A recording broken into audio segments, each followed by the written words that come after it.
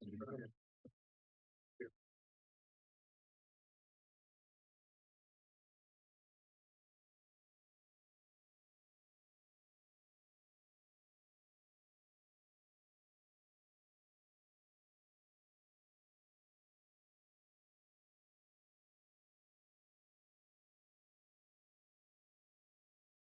morning and welcome to the Regional Transportation Commission. Can I get a roll call, please?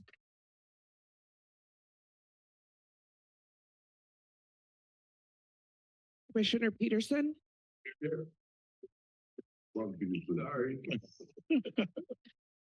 Commissioner Keeley, Here. Commissioner Clark, Here. Commissioner Montesino, Here. Commissioner Hernandez, Present. Commission Alternate Schifrin, Commissioner DeSerpa, Present. Commissioner Koenig, Here. Commissioner Martinez, Here. Commissioner Downing, Here. Commissioner Rotkin, Here. Commissioner Eads. Here. You have a quorum. Thank you. And with that, do we have any considerations of AB 2449? We do not. Any additions or deletions? Yes, we have replacement pages posted to our website for item 14 and 19. We have staff reports for item 16 and 26, and we have a handout for item 27. These were posted yesterday to the RTC website.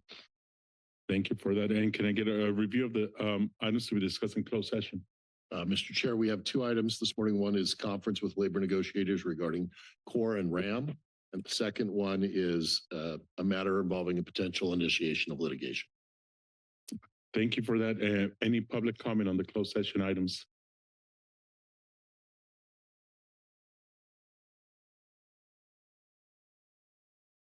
Good morning, Commissioners. Brianna Goodman of your staff for nearly 10 years now, and Union Steward for CORE, the Union of Non-Management RTC Staff, backed by SEIU 521.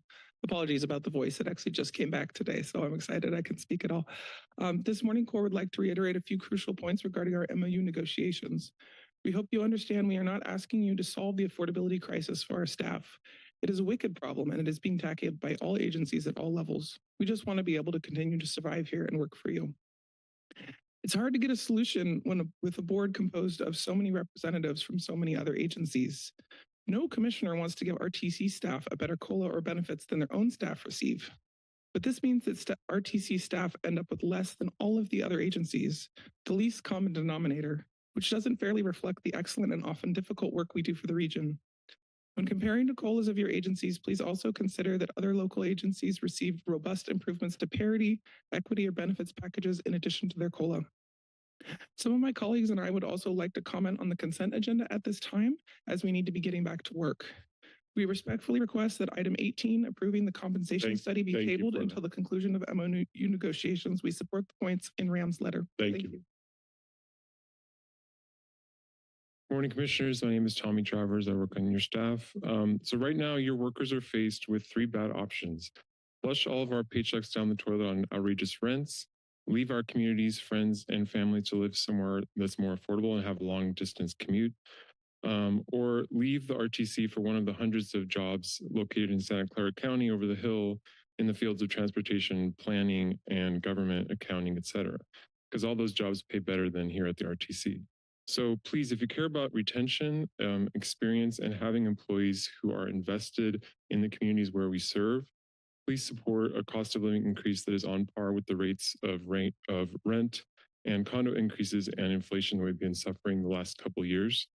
We're not asking for better healthcare or even money for our retirement.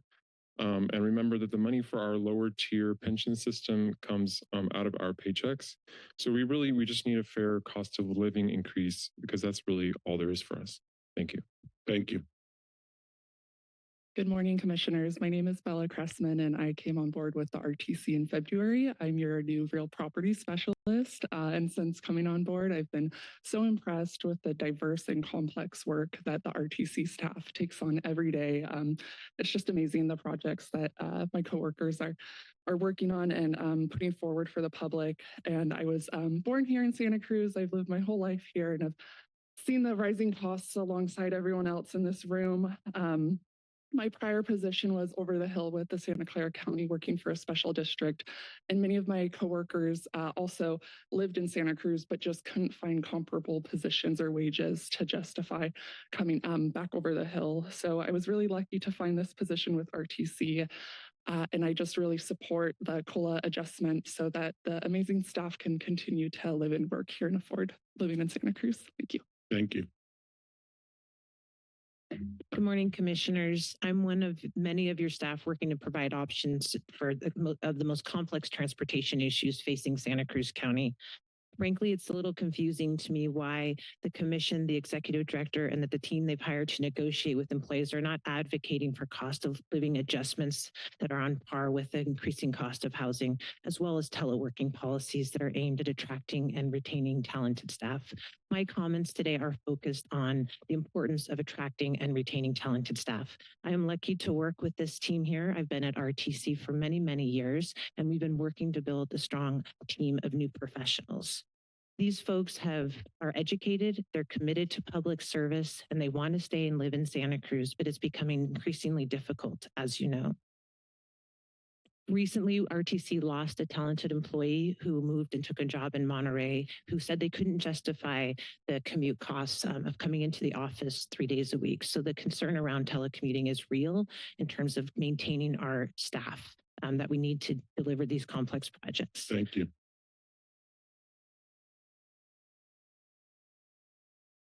Good morning, commissioners. Amanda Marino, transportation planner of your staff. I would like to start by making a comment regarding the compensation study, item 18 on the consent agenda. This compensation study was not a collaborative and transparent process as it was perhaps intended to be. Core staff was not aware of or notified in advance until the day before the packet was posted that this item would be on the agenda today for your consideration. Public funds were used to make a flawed compensation study that does not adequately compare your staff wages. I'm urging you to please consider tabling this item until negotiations are complete. Additionally, I would like to stress the importance of employee retention. Currently, to be frank, core staff morale is low. We are concerned about our ability to live and work in Santa Cruz and securing our current workplace conditions such as hybrid schedule. Currently, Santa Cruz Metro, the City of Santa Cruz, the County of Santa Cruz, and the City of Scotts Valley all receive cost of living adjustments upwards of about 12% with equity adjustments over 3 years. Moving forward, we want to be collaborative, and that's currently not the case at this moment. Thank you. Good morning, commissioners. Krista Corwin of your staff. Thank you to those of you who have met with us and talked with us. We really appreciate having your ear. If you haven't had a chance to meet with us yet, encourage you to do so. Hope that you'll speak to us. Today, we are asking for an equity pay adjustment. And the reason why the equity pay adjustment is so important to us is that over the years, with every COLA that is awarded, it is a percentage point of your salary, so that every COLA actually increases income disparity here at the RTC. And so those of us who are making under $100,000 are asking for an equity pay adjustment. And I just wanted to say that when Sarah came on board, she really wanted to focus on employee engagement and workplace culture. And I would like you commissioners to remind her of that goal and support her in making things right with CORE. Thank you. Hello. In 1938, the Fair Labor Standards Act established the 40-hour work week and banned child labor. In 1970, the Occupational Safety and Health Act ensured safer workplaces. And I think we can all agree that these acts benefit our whole society. But these rights were not just handed to us. They were won by workers who refused to back down. Now we face a new challenge. Remote work isn't just a convenience. For many, it's a necessity. It allows parents to balance work and family, gives opportunities to those with health challenges, and it reduces commuting costs for all of us. In fact, studies show that employees working remotely are often more productive and more satisfied. The workplace is evolving. and our rights must evolve with it. We have the technology and we have the consciousness to evolve our policies to match our modern world. Thank So you. let's work together, organize, and win a new right. Thank you. Because when workers win, we all win. Thanks. Hi, Brian Peoples with Trail Now. I just want to support their effort on remote work. I've been in the work for Lockheed Martin as an engineer, and I work remote full time. Fortunately, then I only have to have one car. Saves me a lot of money. And in the technical field, I'll tell you, it's very productive. Your work for the way you work, the way I work. And I work full-time remote, and I do most technical thing. What I do is I do the engineering, make sure that they build the ballistic missile out of the submarine correctly, and that they don't change the way they do it, and that the engineers follow that. So I wanted to just recognize that that should be an available to them as a workforce, and you just follow via workforce management practices. Then my other one thing I want to complain about is it's really unfair that you have your closed session prior to a regular session. You should have your closed session after. That's how it used to be. And it really detracts from the public making comments and coming out. Thank you. Thank you. Anybody on Zoom? Cynthia Convey, sir.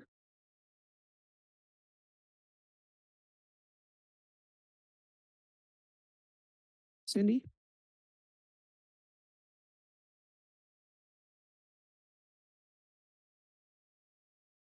Sorry about that. Go ahead. I'm Cynthia Convisor. I joined RTC in 2021 and I serve as contract specialist. I'm calling in from the RTC front desk. I'm a longtime resident of Boulder Creek and I live on a section of Bear Creek Road hit by the cyclone bomb in 2023. Being set up to work remotely was a big asset as the world does not stop when disaster strikes and our roads are. To the contrary, emergency contracts and other keeps moving forward in transportation. Core affirms that a written hybrid work schedule is common sense and essential for staff retention and recruitment. Similarly, the cost of living adjustment is also an investment in RTC in terms of staff retention, recruitment, and morale. I am among the staff that pays 50% of my income to live within the county.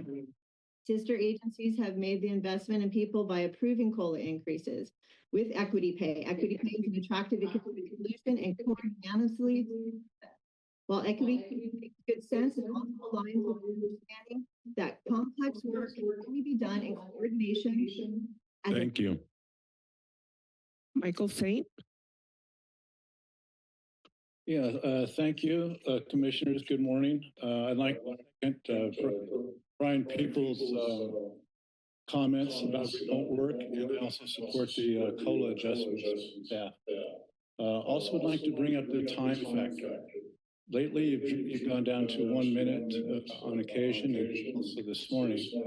I started out 9 years ago, it was always 3 minutes, and then it was reduced to 2, which seemed to be the standard from then on, and now we're reducing down to 1.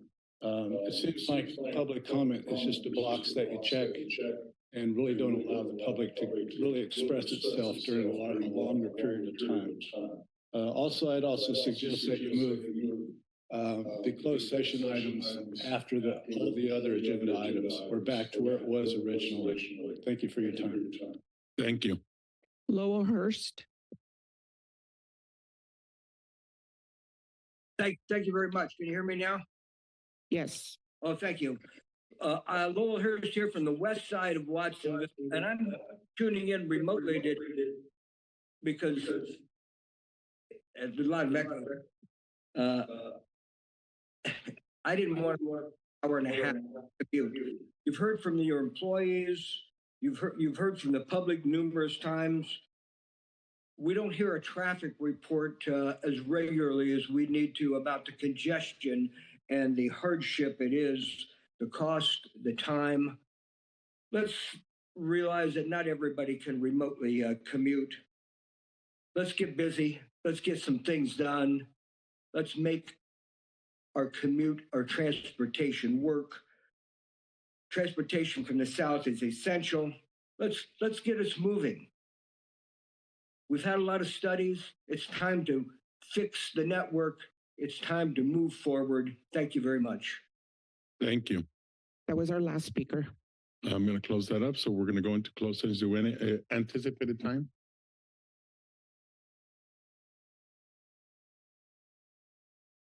Okay. About 30 minutes. We'll be back. Thank you. Steve, we just happened to have to join.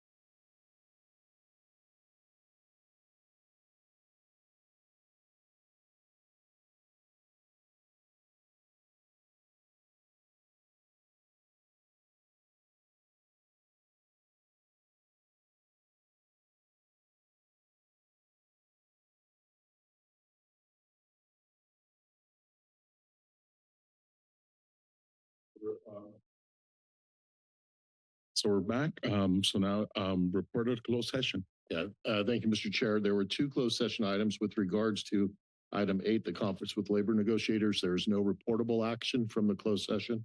With regards to, I'm sorry, that was item 5. And with regards to item 6, the conference with legal counsel, the commission by a 10 votes in favor, 1 abstention, authorized the initiation of litigation related to agency-owned property on Soquel Avenue.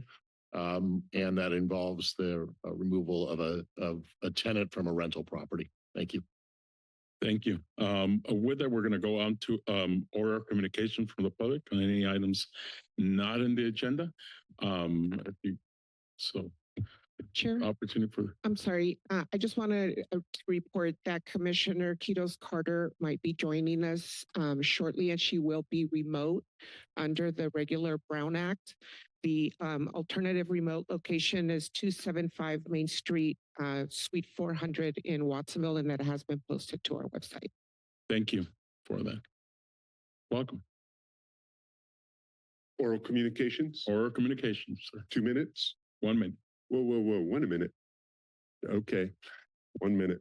Yesterday at the Capitola Trestle meeting, there was a lot of outcry by the Capitola City Council community to start using the Capitola Trestle. Can't be used for a train today, can't be used for a train tomorrow. That's a valuable transportation asset for the community, and to allow it to sit unused for decades is unacceptable. The rail banking process is just a process. It's like a permit process. So the idea that Roaring Camp would prevent it, they can't prevent it. When the rail banking process occurs, and they get denied by the STB that Roaring Camp does, Roaring Camp can't come back and sue. They can't come back and sue it. So you got to understand it's basically a process. And so we as a community need to ensure that that corridor is sustained for us as a public asset. And that's the way you do it with rail banking. Thank you. Thank you. See no one else here. Anybody over Zoom? Michael Saint.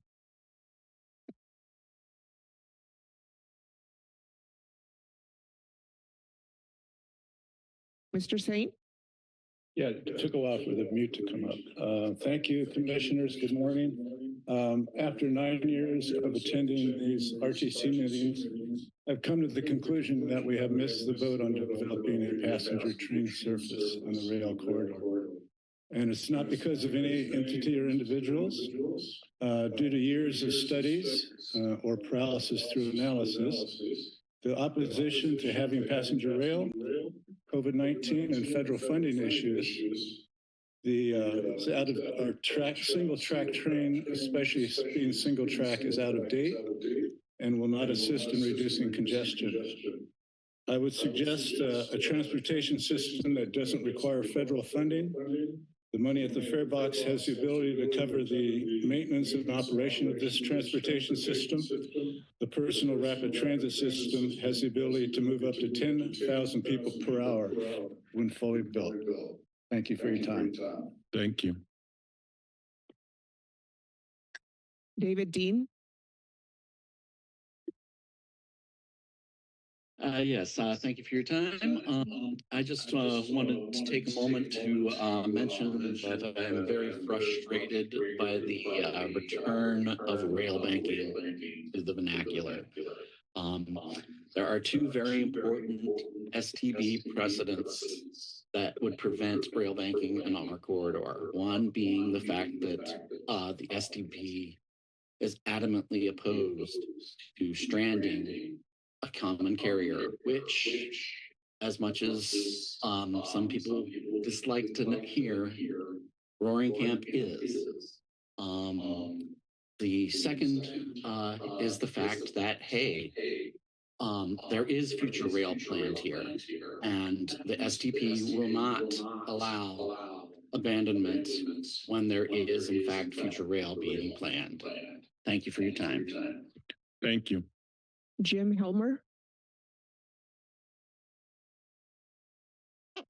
Good morning. As you discuss your Measure D, Sorry about that. That was my fault. Sorry, Mr. Helmer, go ahead. can you hear me? Yes. As you request, as you go through your Measure D financing options today, I request that segment 3 of the Highway 9 Complete Streets Plan for Ben Lomond be given consideration, as I'm concerned that as we borrow against future funds, we will run short on key safety projects on Highway 9. 2 segments have been funded for complete street planting. Ben Lomond is segment 3. We have serious traffic issues in Ben Lomond with speeding, curves, blind driveways, fixed objects, and we really need funding for our complete streets plan. Thank you. Thank you. Lowell Hurst.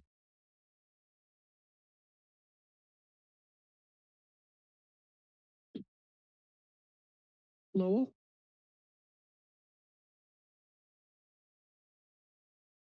Thank you. Took a little while to pop up. Lowell Hurst here. Our commute today, and I think people like to avoid that as well. We need to get moving. We need to get the South County folks moving. I don't hear a traffic report yet today about what the congestion on Highway 1 really looked like. But for those who actually were in it, I know what it looked like, and you do too. So let's get us moving. You know, we have a little slice of Watsonville that's in District 2. That's it's a beautiful slice of Watsonville, and it should be moving along with everything else. So let's sustain the corridor. Let's build the trail. Let's use the rail, and let's get moving. Come on, let's get moving. Thank you. Joanna Lighthill.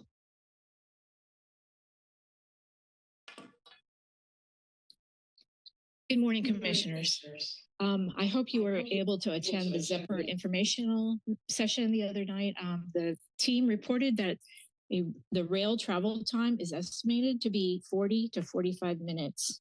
The Unified Corridor study that concluded in 2019 reported that the Bus on Shoulder project that is currently under development would offer a travel time of 40 minutes. So that's a pretty good showing for bus, and you might want to reconsider why we're furthering any study with rail. Thank you.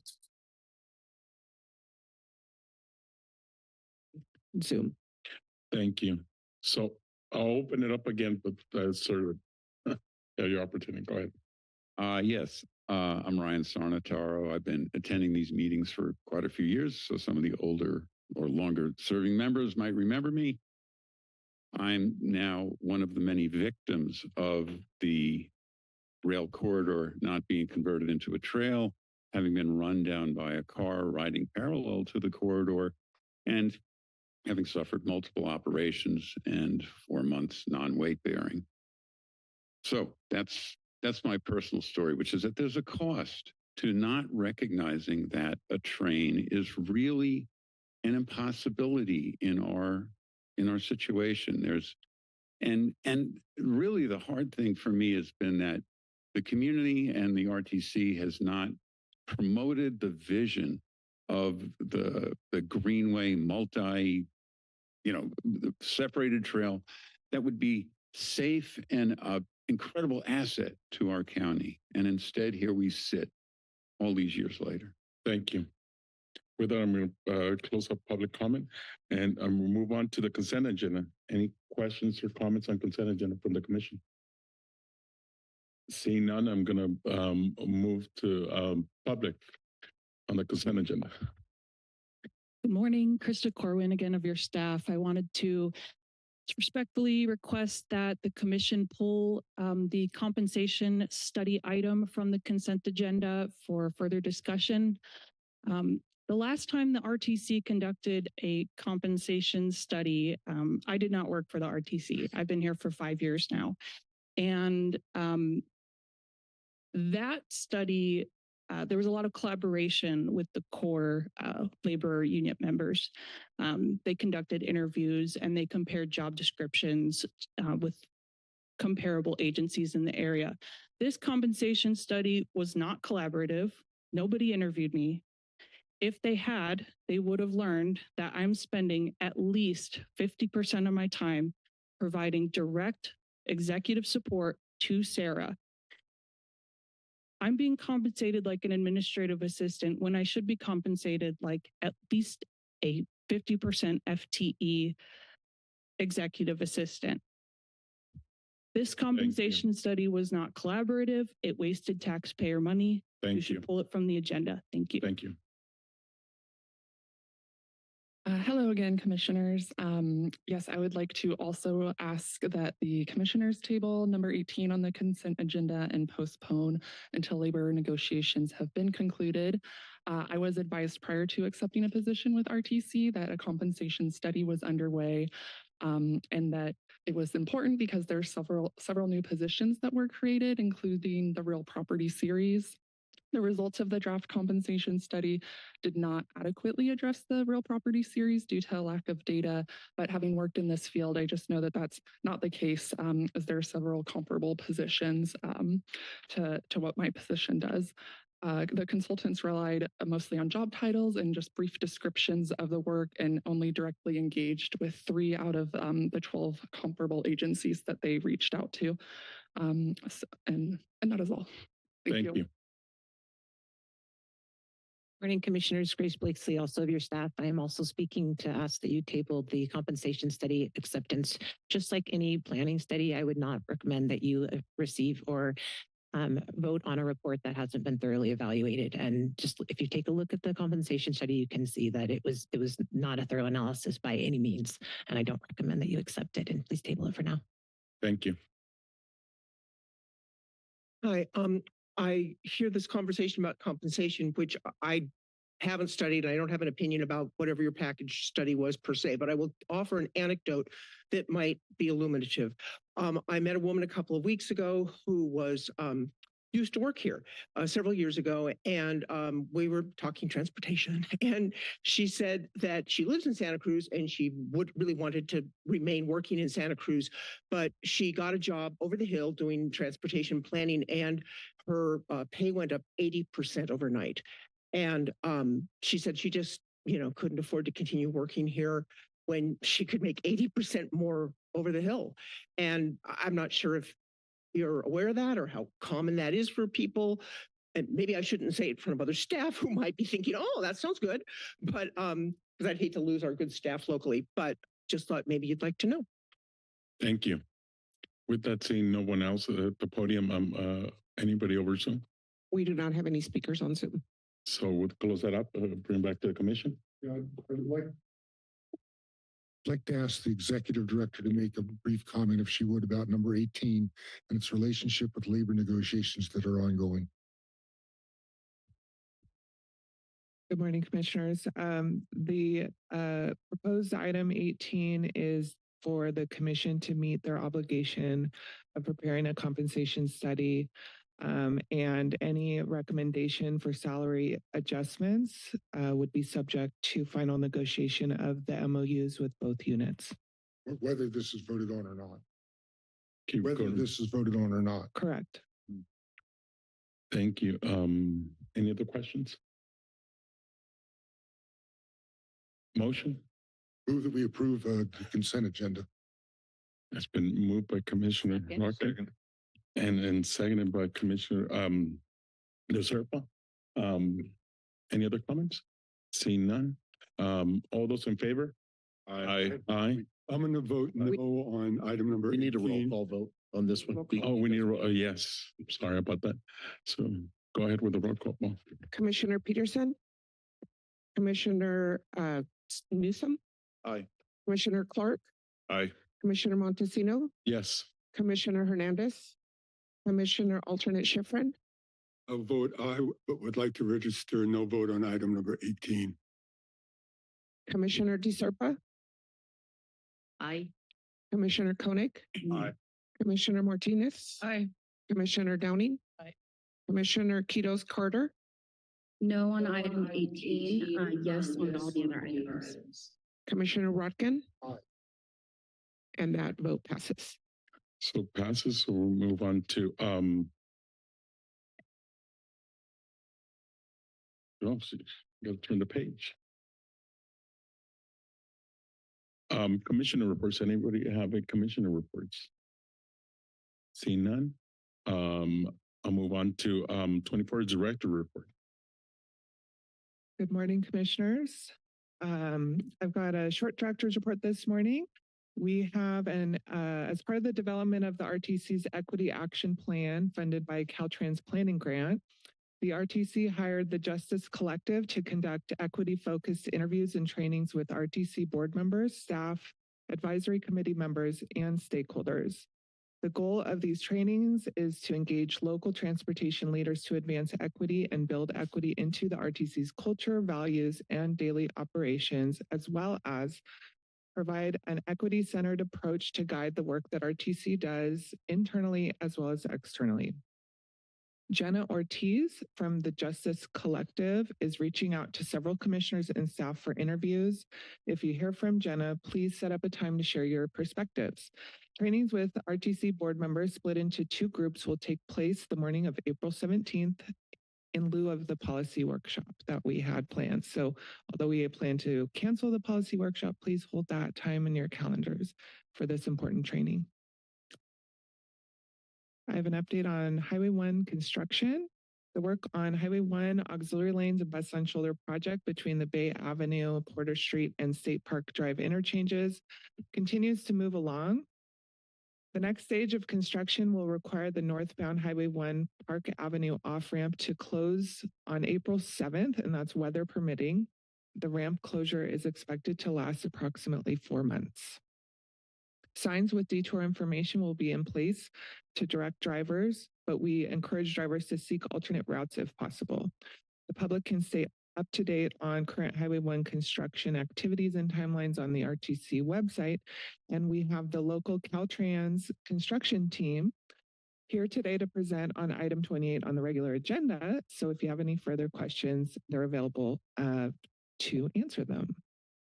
We have a survey by the Association of Monterey Bay Area Governments, or AMBAG, who is the Metropolitan Planning Organization for the Monterey Bay region. They are currently preparing their Metropolitan Transportation Plan / Sustainable Communities Strategy, a long-range transportation plan for the Monterey Bay region to ensure the region is eligible for transportation funding. This plan is updated every 4 years and identifies regional transportation needs, investment priorities to meet those needs, and local, regional, state, and federal transportation funding the Monterey Bay region expects to receive for these investments. AMBAG will be holding public meetings throughout the region to inform community members on the development of the plan and to receive input on our transportation needs over the next 25 years. There will be a virtual meeting tonight and an in-person meeting in Watsonville on April 10th. Additionally, AMBAG has released a survey for input on transportation, land use, housing, and greenhouse gas reduction strategies to be included in the plan. We need your help to inform the development of the long-range vision for transportation in the region. More information on the public meetings and survey can be found on the RTC's homepage. We have some vacancies on our advisory committees. So we have applications are currently being accepted for open positions on the Bicycle Advisory Committee. We have several open positions for representatives from across the county. Public participation is a critical part of our transportation planning process, and we encourage community members to apply to serve on this committee to help us build a vibrant, sustainable, and equitable transportation system in our region. Applications are being accepted until the positions are filled, and you could find the application materials on our website. We have a unmet needs survey that is out. There's still time to provide input on the unmet transit needs in Santa Cruz County. Each year, a list of unmet paratransit and transit needs is drafted by the RTC's Elderly and Disabled Transportation Advisory Committee and is reviewed and adopted by the RTC. Community members can review the draft 2025 list of unmet paratransit and transit needs and provide input through an online survey until April 13th. And these materials can be found on the homepage of our website. And lastly, please join me in welcoming Amin Abu Amara, who has joined the RTC as our new Director of Capital Projects. His first day was Tuesday, and he brings a wealth of experience in engineering, transportation planning, programming, project management, and have worked extensively in both the public and private sectors. His background is in delivery of capital projects along the state highway system and navigating the Caltrans delivery process. His expertise will be instrumental in advancing our capital projects and supporting our continued efforts to deliver sustainable and equitable transportation improvements throughout the region. So please join me in welcoming Amin to our team. Thank you.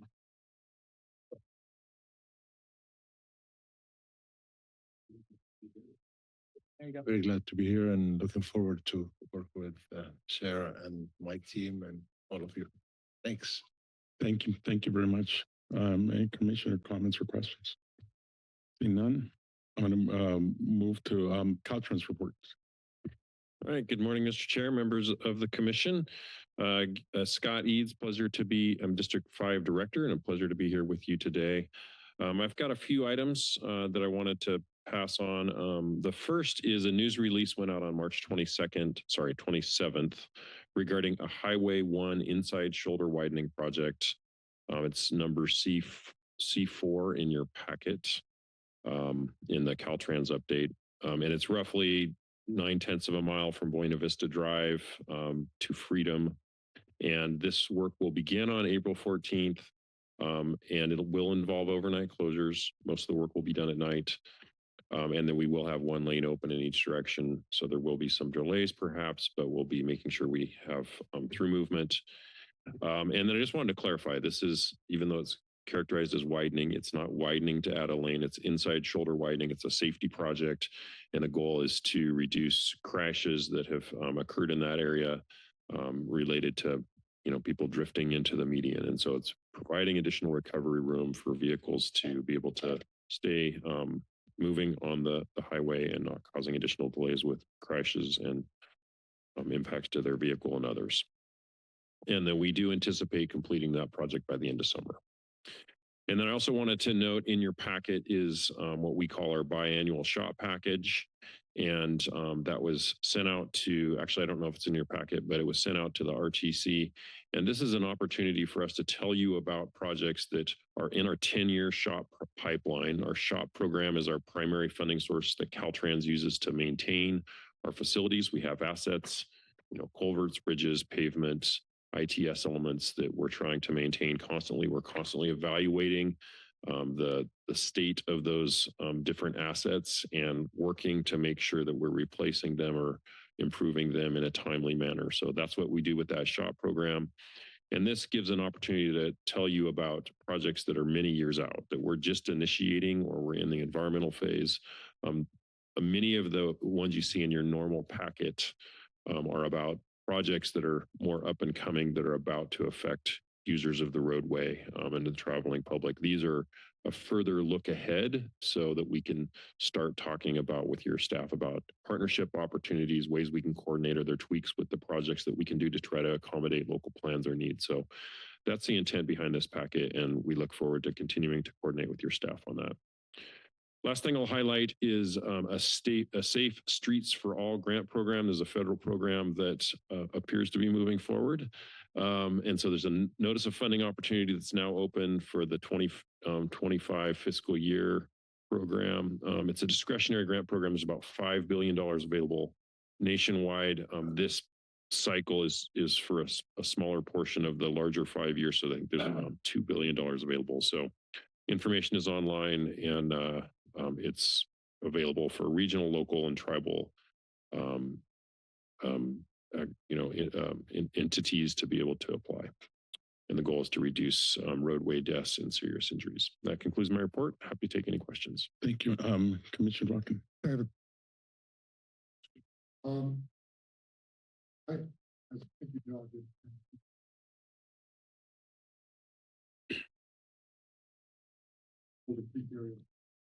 Boulder Creek area for avoiding the speed survey approach to like dealing with the speed issues there.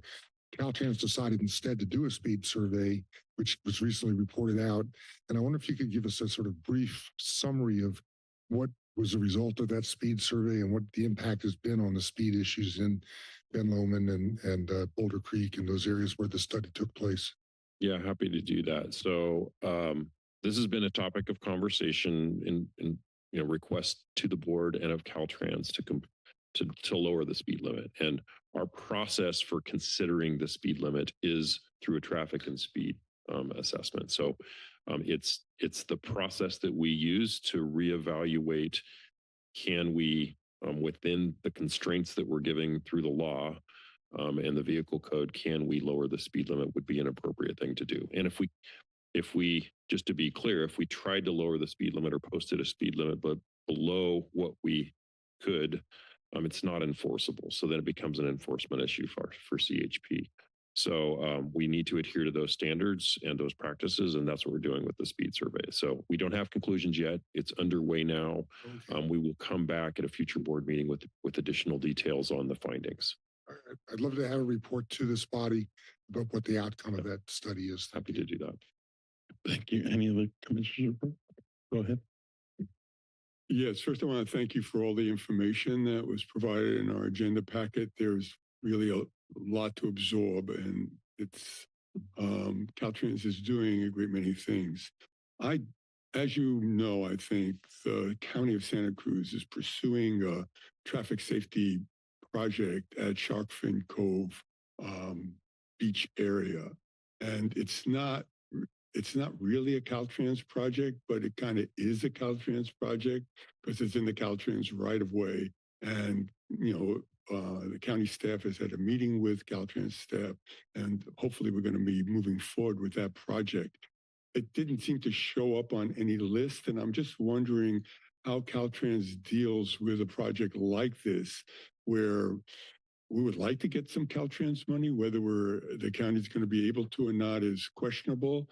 But the county is pursuing this project kind of as a Caltrans project under the way projects are done under Caltrans, because it's going to probably need a left turn lane into the parking area. So I'm just wondering how Caltrans deals with that within your system as we move forward.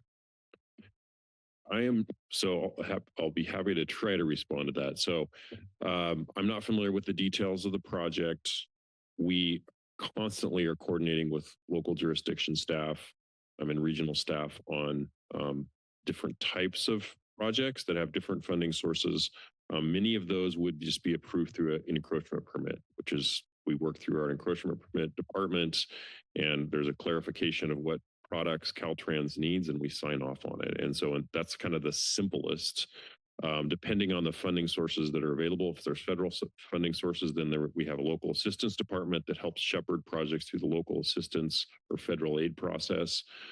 So I'm not certain of the funding source in this case, but that can influence our role. If it's a much larger project, we will have a full oversight where we will assign a project manager, and then the project team will be trying to shepherd those plans through, because it's much larger oversight effort. So in this case, I'm not sure exactly what the funding source is and the level of effort and the level of work within the Caltrans right away. But in any case, we're happy to coordinate. Our job, and our goal is to try to move these projects along while taking into account safety and standards and everything else within the state highway system, so it continues to perform. Well, because it's going to undoubtedly require a left turn lane, it will not really be subject to encroachment permit. And I think from our meeting with Caltrans staff, it was clear that it was going to be a Caltrans project. Okay. There is not there isn't federal funding involved, where there's county funding. We're hoping to get Coastal Conservancy funding, but obviously since it is in the Caltrans right of way, Caltrans is going to have to play a very critical role. So, if nothing else, I just want to put this on your, make you aware of this. We'll be looking forward to. We've had a very good relationship with the staff so far, and are hoping that that cooperation will continue. It's currently a very significant safety problem on the Highway 1 North Coast, and moving it through the process as quickly as possible. If we can generate the funding, will be very much appreciated. Okay. Thank That's you. great. Yep. Happy to coordinate. Thank you. Anybody from the public like to see none, or anybody over Zoom? We do not have speakers on Zoom. Thank you. And thank you.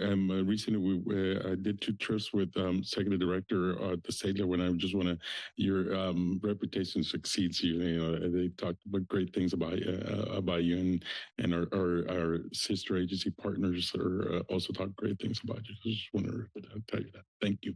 Thank you for the report. So now to 26, Measure D, financing options. Thank you, Chair Montesino. I will kick this item off, and I would like to give a little bit of context and background to this item. So the previous executive director, Guy Preston, originally, when he started with the agency, he brought up this idea of financing against Measure revenues, and prepared the Measure D strategic implementation plan. And had a whole process to kind of educate the commission about financing. And then in 2022, the RTC actually programmed Measure D and essentially overprogrammed Measure D and committed to financing against future revenues. And this is a very common practice for agencies like ours to who are delivering projects faster than revenues, like pay-as-you-go revenues can keep up. So with that, that's kind of the history. Just wanted to, let you know kind of the background of, we've already kind of made these commitments before applying for grants for Coastal Rail Trail and highway projects. And so we want to reintroduce this item to the commission with some details by staff and our financial advisor consultants. And then we'll be bringing more detailed information to the commission in the fall about the project statuses and timing of the financing. So with that, Grace Blakesley, Supervising Transportation Planner, is here to start us off. Yeah, thank you, Sarah, for that introduction. That frames it up really well. I think Melissa was going to pull up our slides for the presentation. Melissa Schick is here from Canon, who's our financial consultant who's helping us with this bonding education today. Okay. Good morning, Commissioners. Grace Blakesley again. Go ahead and go to the next slide, and I'll kick us off with a brief overview of Measure D and reviewing with you what is currently programmed in the Measure D 5-year plan for the Highway 1 and the active transportation categories to give you an idea of what RTC's current commitments are. And as Sarah mentioned, we did commit to funding projects in the highway and active transportation category that exceed our pay-as-you-go capacity, and which is why we're here to talk about financing. For those who are not familiar with Measure D, it was approved by 2/3 of the voters in 2016. It provides a lot of the resources we have to deliver the transportation projects that folks see under construction today. Our current estimate for annual revenues for Measure D is $27 million per year. We annually update our 5-year program of projects. We typically do a full update for our 5-year plan in November timeframe. We occasionally come to you with other updates as needed to keep our projects moving forward. And we also have a strategic implementation plan that we complete every 5 years as well to look at strategic investments for the Measure D funds. And we are aware that Measure D revenues are not sufficient to fund all of the transportation needs in our county, even just the regional transportation needs. The Measure D has a specific expenditure plan, and I'll just briefly go over that. Next slide. So the expenditure plan dedicates 30% of the funds for neighborhood projects. These funds are distributed directly to our local jurisdictions, another 20% for transit and senior transportation, which primarily goes to the metro as well as community bridges. 25% of the revenues are dedicated to the highway category of projects. 17% to the active transportation category, which is funding for the coastal rail trail projects and MBSST, and then 8% is for rail corridor preservation and related planning studies. Next slide. So what we've estimated currently is the estimated revenue under the highway category for the total life of Measure D, which would extend through 2046-47, is $250 million. We've programmed $10.5 million to the SoCal 41st Auxiliary Lane Project, 22.5 to the Bay Porter to State Park Auxiliary Lane Project, and State Park to Freedom Boulevard Auxiliary Lane Project and Bus on Shoulder Project. We've committed to a $124 million match to a state funded grant that is pending award, hopefully, and we will know in end of May, June time period. So the total committed Measure D highway category is $162 million. This again is over the funding of the $250 million in estimated revenue is over the life of Measure D. So we cannot fund these projects without considering financing in the short term. Next slide.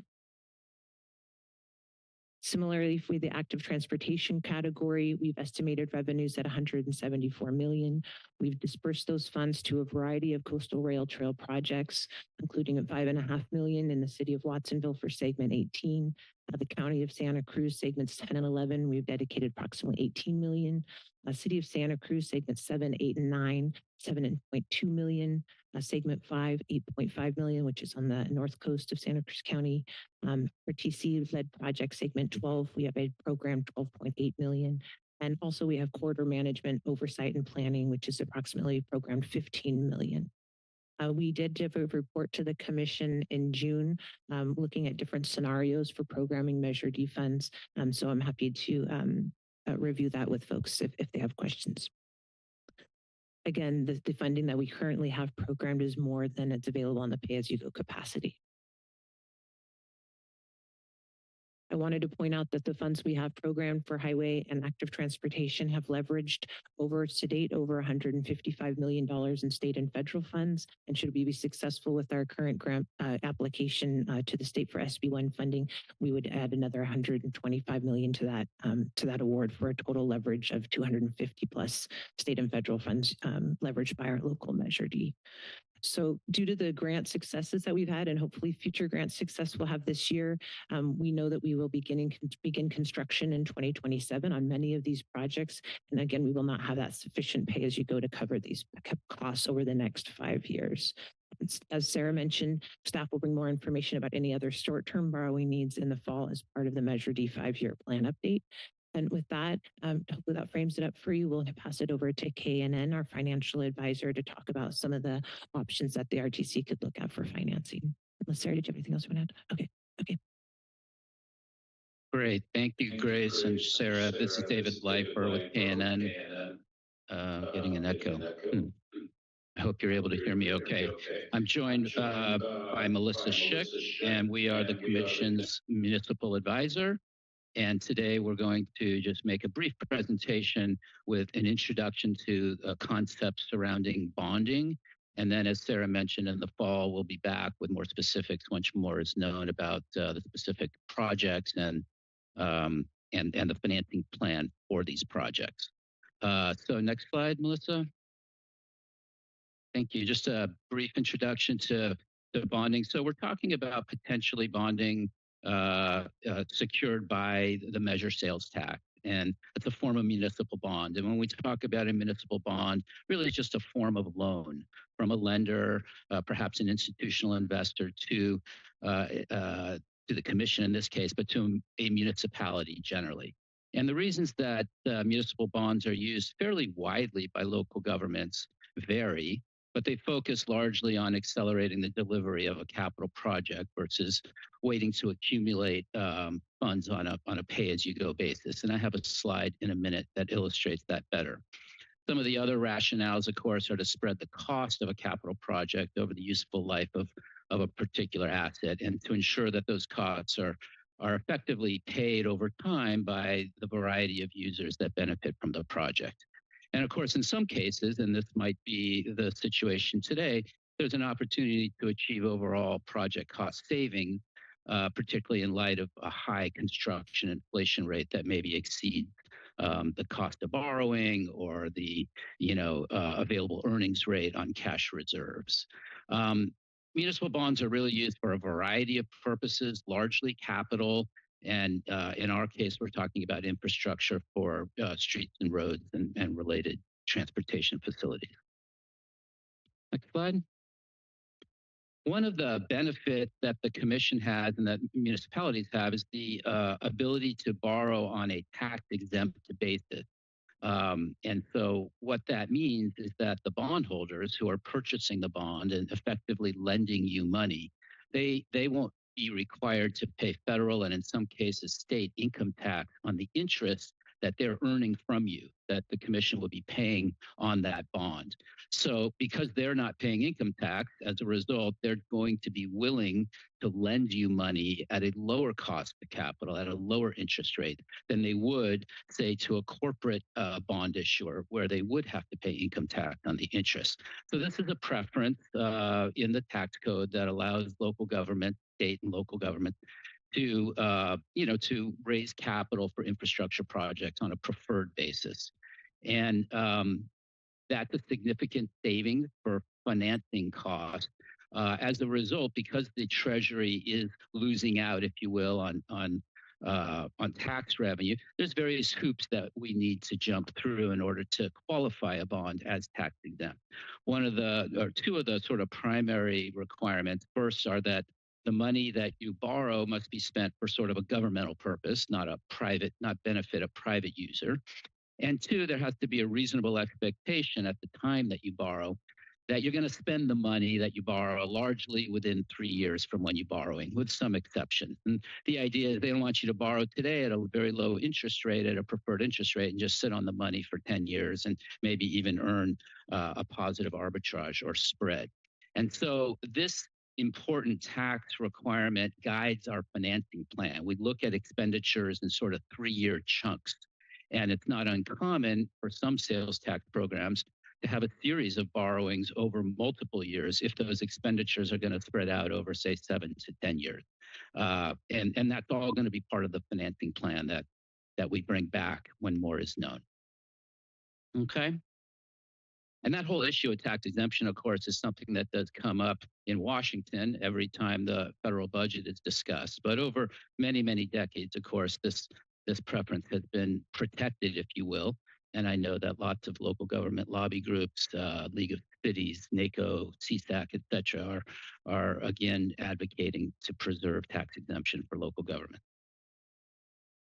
So with that in mind, just talk briefly about now let's focus in a little bit on transportation agencies in particular and the type, why they issue bonds and other forms of borrowings. First, we look at sort of two types of borrowings. First, for regional projects or larger scale projects, and then there's also potential borrowing against sales taxes for local streets and roads projects. But looking at the sort of larger commission-wide regional projects, borrowings are used really for two purposes. First, as was mentioned here by Sarah and Grace, to used as matching funds, and then commitments are made to secure state and federal grants for project, which is critical. And so you as a self-help county, in a sense, because you have this tax, are in a better position to leverage these grants. And then two, as we mentioned, it affords you the opportunity to accelerate the delivery of these projects over just waiting for cash to accumulate on a pay-as-you-go basis. And then similarly for local streets and roads, we see bonding for streets and roads a little bit less frequent, but still it does occur, and it's used to accelerate the delivery of street projects and impacting pavement scores sooner than they would through pay-as-you-go. And so we're starting to see lots of cities and other local governments look at bonding a little bit more for local streets and road projects. If we move on to the next slide, this is just a graphic illustration of this idea of accelerating delivery of a project. So on the top left, we have this graph. The green bars are the significant amount of capital expenditures that you might be facing with a large scale project once you're through design and engineering and maybe have construction bids in hand. And you can see that for a short term period of time, expenditures outstrip the annual sales tax revenues that come in, the blue bar, which in this case is just shown as a level amount in the hypothetical at 10 million. So we've got more money to spend than we have coming in the short term. We have a couple of options over on the right. On the top, we could, or you could, on the one hand, just spread those expenditures out, slow down the project, stretch it out so that each year you're only spending up to your available revenues. Obviously, that delays the delivery of the project, maybe enhances the costs with inflation, and stretches out the time during which you could deliver the project. The second option, of course, is down below, and that's issuing a bond, and that it basically increases the amount of resources you have available during that bottleneck period when the expenditures are higher. So in this case, you see the blue bar, which is now available revenues. Available revenues here include the bond proceeds, as well as the annual collection of sales taxes. And now we have enough to meet the expenditure requirements in this bottleneck period, in this example, 3 years. And then over time, we're still collecting the annual revenues, maybe have a little bit less than we otherwise would because we now need to pay debt service on the bonds and pay back the bond. So we get more money up front and a little bit less over time, but still receive money over time for projects. And so this is the primary rationale for using bonding in a capital intensive program like yours. Okay, on this page, just stepping back and looking at how agencies deliver transportation projects under a voter approved expenditure plan. These are sort of the three main buckets, and you've heard us already talk a lot about available revenues on a pay-as-you-go basis. And that means just waiting for revenues to come in, accumulate, and then go out and complete the project. This works better for sort of small and recurring capital projects or annual maintenance, or for projects that need to be built or can be built over a long term, but it does limit the ability to accelerate a project into sort of a single phase. You know, bucket two, of course, we've heard a lot about how successful you and your staff have been at securing state and federal grants. Clearly, grants are preferred. We don't have to pay interest back or don't even need to pay back the grant at all, typically. But we know that that's a competitive process. There's limited funds, there's timing restrictions, there's oversight, review, reporting. So there's just probably not enough of that to fund projects of the scale that are on your priority list. And so finally, there's borrowing, and we've talked about how that accelerates delivery of a project and spreads the financing costs over time and maybe minimizes construction costs. And the takeaway on this page simply is that a typical financing plan for many, many transportation agencies involves some sort of mix of all three of these. And that's what would be the case here when we come back in the fall. I think you'll see that the plan will include a mix of this. Obviously, we want to minimize the borrowing and maximize the other or optimize the other revenue sources. So with that, I'm going to hand it off to my colleague, Melissa, and she's going to carry us home here. Thanks. Great. Thank you, David. The next slide puts the borrowing concept in the context of Measure D. And at the start of the presentation, Grace spoke of your expenditure plan and as well as the ordinance, each of which would drive decisions around borrowing. First and foremost, just we highlight that the Measure D ordinance provides the authority for the commission to issue bonds. And within the ordinance, the purpose for issuing bonds is for capital outlay expenditures as set forth in the ordinance and the expenditure plan. So therefore, as we look at the Measure D expenditure plan and the allocation of funding to certain project and program areas, we would expect that the bonds would be used primarily for your active transportation and highway corridor programs, given that your direct allocations to cities and counties, as well as the transit services, are just done on a pay-go annual basis based on their respective percentage of Measure D revenues. So bonding, and we'll get to this, but looking at bonding for Measure D will really be done in the context of cash flow and capital requirements within the non-direct allocation programs. So, when K&N first started working with RTC, one of the first steps we did is work with staff to develop a cash flow model specific to the Measure D program.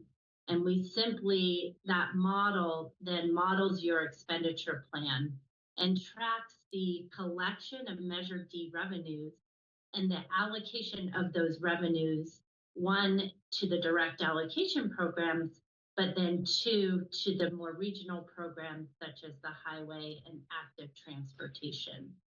So what we do over time is we have tracked the actual revenues that you've received and the associated expenditures, as well as the model projects the performance of the Measure D tax over time, and that projection is done so in tandem with HDL and some of the services they provide you, as well as expectations for expenditures and expenditures to your direct allocation programs, as well as expenditures with regard to projected capital projects.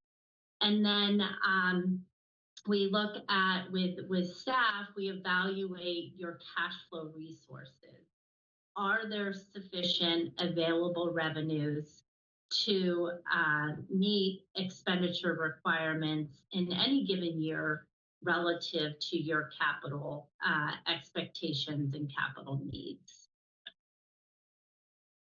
On the next slide, just from a very high level perspective, we've extracted both revenue and expenditure data from the current cash flow model. The bars in this graph represent actual and projected Measure D revenues. The blue bars are the direct allocation revenues, which are associated with the respective percentage of total Measure D revenues collected. And then the green bar are the revenues that would be allocated to the regional program. Again, highway and active transportation. The blue line represents projected expenditures within the Measure D program. And as you can see in fiscal 25 through fiscal 30, on an annual basis, expenditures are projected to exceed revenues. And those expenditures include staff's estimates for key Measure D capital projects within the regional project areas. And so, as David mentioned in the illustrative tables earlier in the presentation, is what bonding is often used to fill the gap within when there's a mismatch between revenues and expenditures. And a bond would simply advance future Measure D regional revenues to meet near-term capital expenditure needs. So what are the primary considerations for thinking about issuing bonds? And first and foremost, it's the cash flow need. If the Measure D model is expecting peak capital expenditures associated with some of your priority projects that exceed anticipated revenue, then bonds can help address the mismatch between revenues and expenditures. Secondly, project readiness is key to issuing bonds. So you wouldn't want to issue bonds before the projects are ready, even if the cash flow model anticipates expenditures associated with those projects. And what is project readiness? It's really clearing the environmental process as well as clearing the permitting process. And as David mentioned earlier in the presentation, with the issuance of tax-exempt bonds, RTC would want to make sure there's a reasonable expectation that the project is ready such that the spending of bond proceeds could occur over a reasonable period of time, that being a 3-year time frame for the use of tax-exempt bond proceeds. So even though a cash flow model or staff and a project is ready and the expectation is that bonds will help advance a project, there is limitations with regard to RTC's ability to borrow. And that ability to borrow is that the borrowing must be done within such that Measure D revenues are sufficient to pay back the borrowing and sufficient to pay back the borrowing within the term of the tax. So if sales tax revenues are higher at the time of borrowing, then the borrowing capacity would be greater. If sales tax revenues decline, then your borrowing capacity would be lower. Debt service and sale must be below the actual sales tax revenues. So, for example, assume an issuance, let's say in fiscal 2027, that issuance would have to, the term of the repayment would have to align with the term of the tax, which is 2047. And so that would be a 20-year debt issuance and repayment obligation if the bonds were directly aligned with the term of the tax. If you were to issue the bonds in a higher interest rate environment, your annual repayment would be higher. And if you were to issue the bonds in a lower interest rate environment, the annual repayment would be lower. And taken together, sales tax to debt service gets you to a bond term called debt service coverage. And in sizing your bonds, there's two important considerations. Is one, that total sales tax revenues more than exceed the debt service on your bonds. And that's kind of a pledge that you would make to bondholders. But importantly, as we think about the management of the Measure D program, we also want to make sure that sales tax revenues that are allocated to the highway program or active transportation are sufficient for that program to support the debt service associated with the bonds that may be issued for projects within those program areas.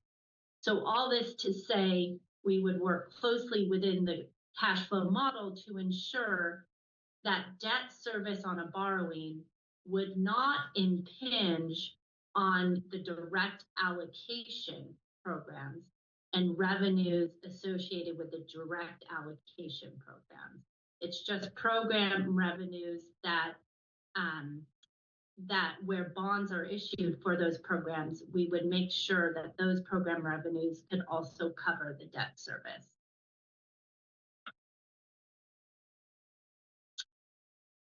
So once RTC would be ready to issue bonds, and we've looked at if there's what the capacity is and what kind of the program could support by way of a borrowing, there's different borrowing tools and options to consider.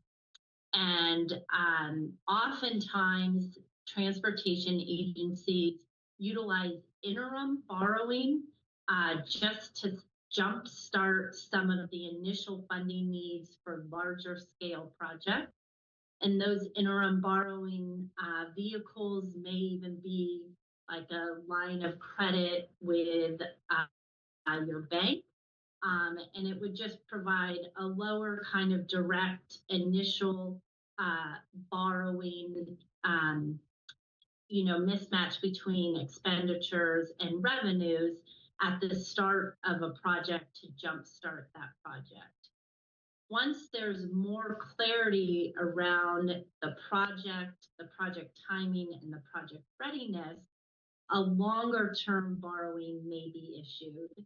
And that longer term borrowing could fund not only project expenditures, but it could also repay any interim borrowing that may have been needed to jumpstart the project.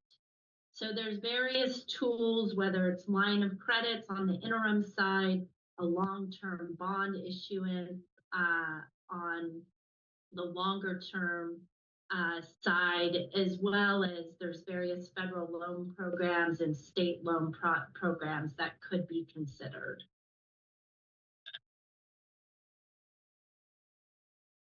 So when we think about the debt issuance process, and I think largely why staff is starting these initial conversations around bonding, is that there is some lead time related to executing a bond transaction.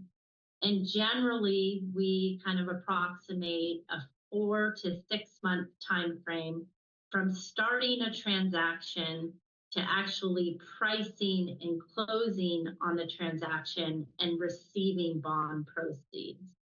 So if staff anticipates the need for bond proceeds in the middle or the end of fiscal 27, that staff would want to start thinking about a bond transaction, early to the mid of fiscal 27 to ensure proceeds would be available when needed. And the debt issuance process is really kind of finalizing and defining that borrowing need. Staff would work kind of with the necessary procurement requirements to bring on a financing team, being legal resources, advisors, underwriters, trustees. A plan of finance would be further developed and refined. And then the execution just requires putting documentations together, one from the legal framework of a borrowing, but two, also a documentation that would serve as a prospectus or an offering document for bondholders. Should you issue bonds in the public market, you would receive a formal credit rating. The RTC does not yet have a credit rating for a sales tax borrowing. And then certainly in before being able to issue bonds, staff would have to come back to your commission to receive the approval to be able to issue, market and price a bond offering.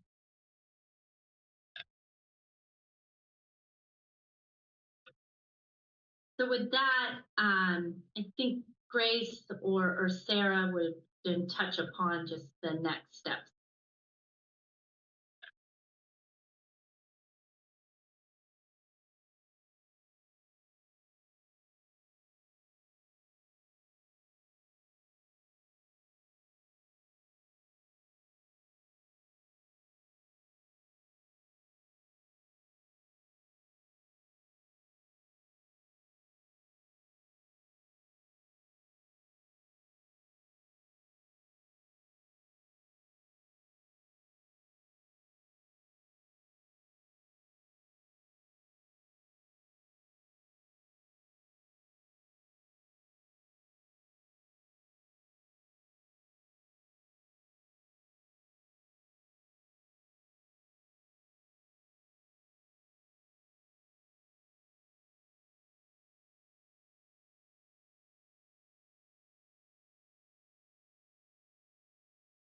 commission in the fall as part of our 5-year Measure D plan to think better, more closely about the timing of when those resources will be needed.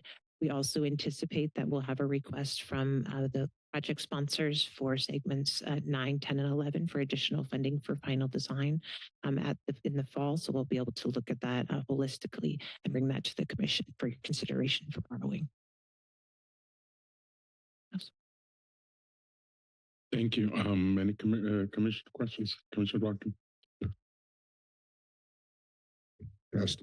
I just wanted to clarify again that the bonding takes money from the specific Measure D categories, not from Measure D overall. Correct me if I don't understand this, but in other words, you're going to go get money from from future sales tax. It's going to come from the active transportation and from the highway accounts, not from the transit district or from the local roads and streets projects. Do I understand that correctly? Correct.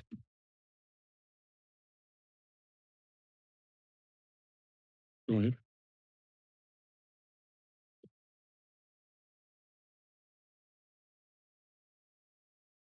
As Melissa said, that they would structure the bond so that the categories should be able to cover the debt service. The revenues will go directly to the trustee, and if there are any issues with covering it, then that would take from those. But that's why we're structuring it so that each category can cover their own debt service. Thank you so much.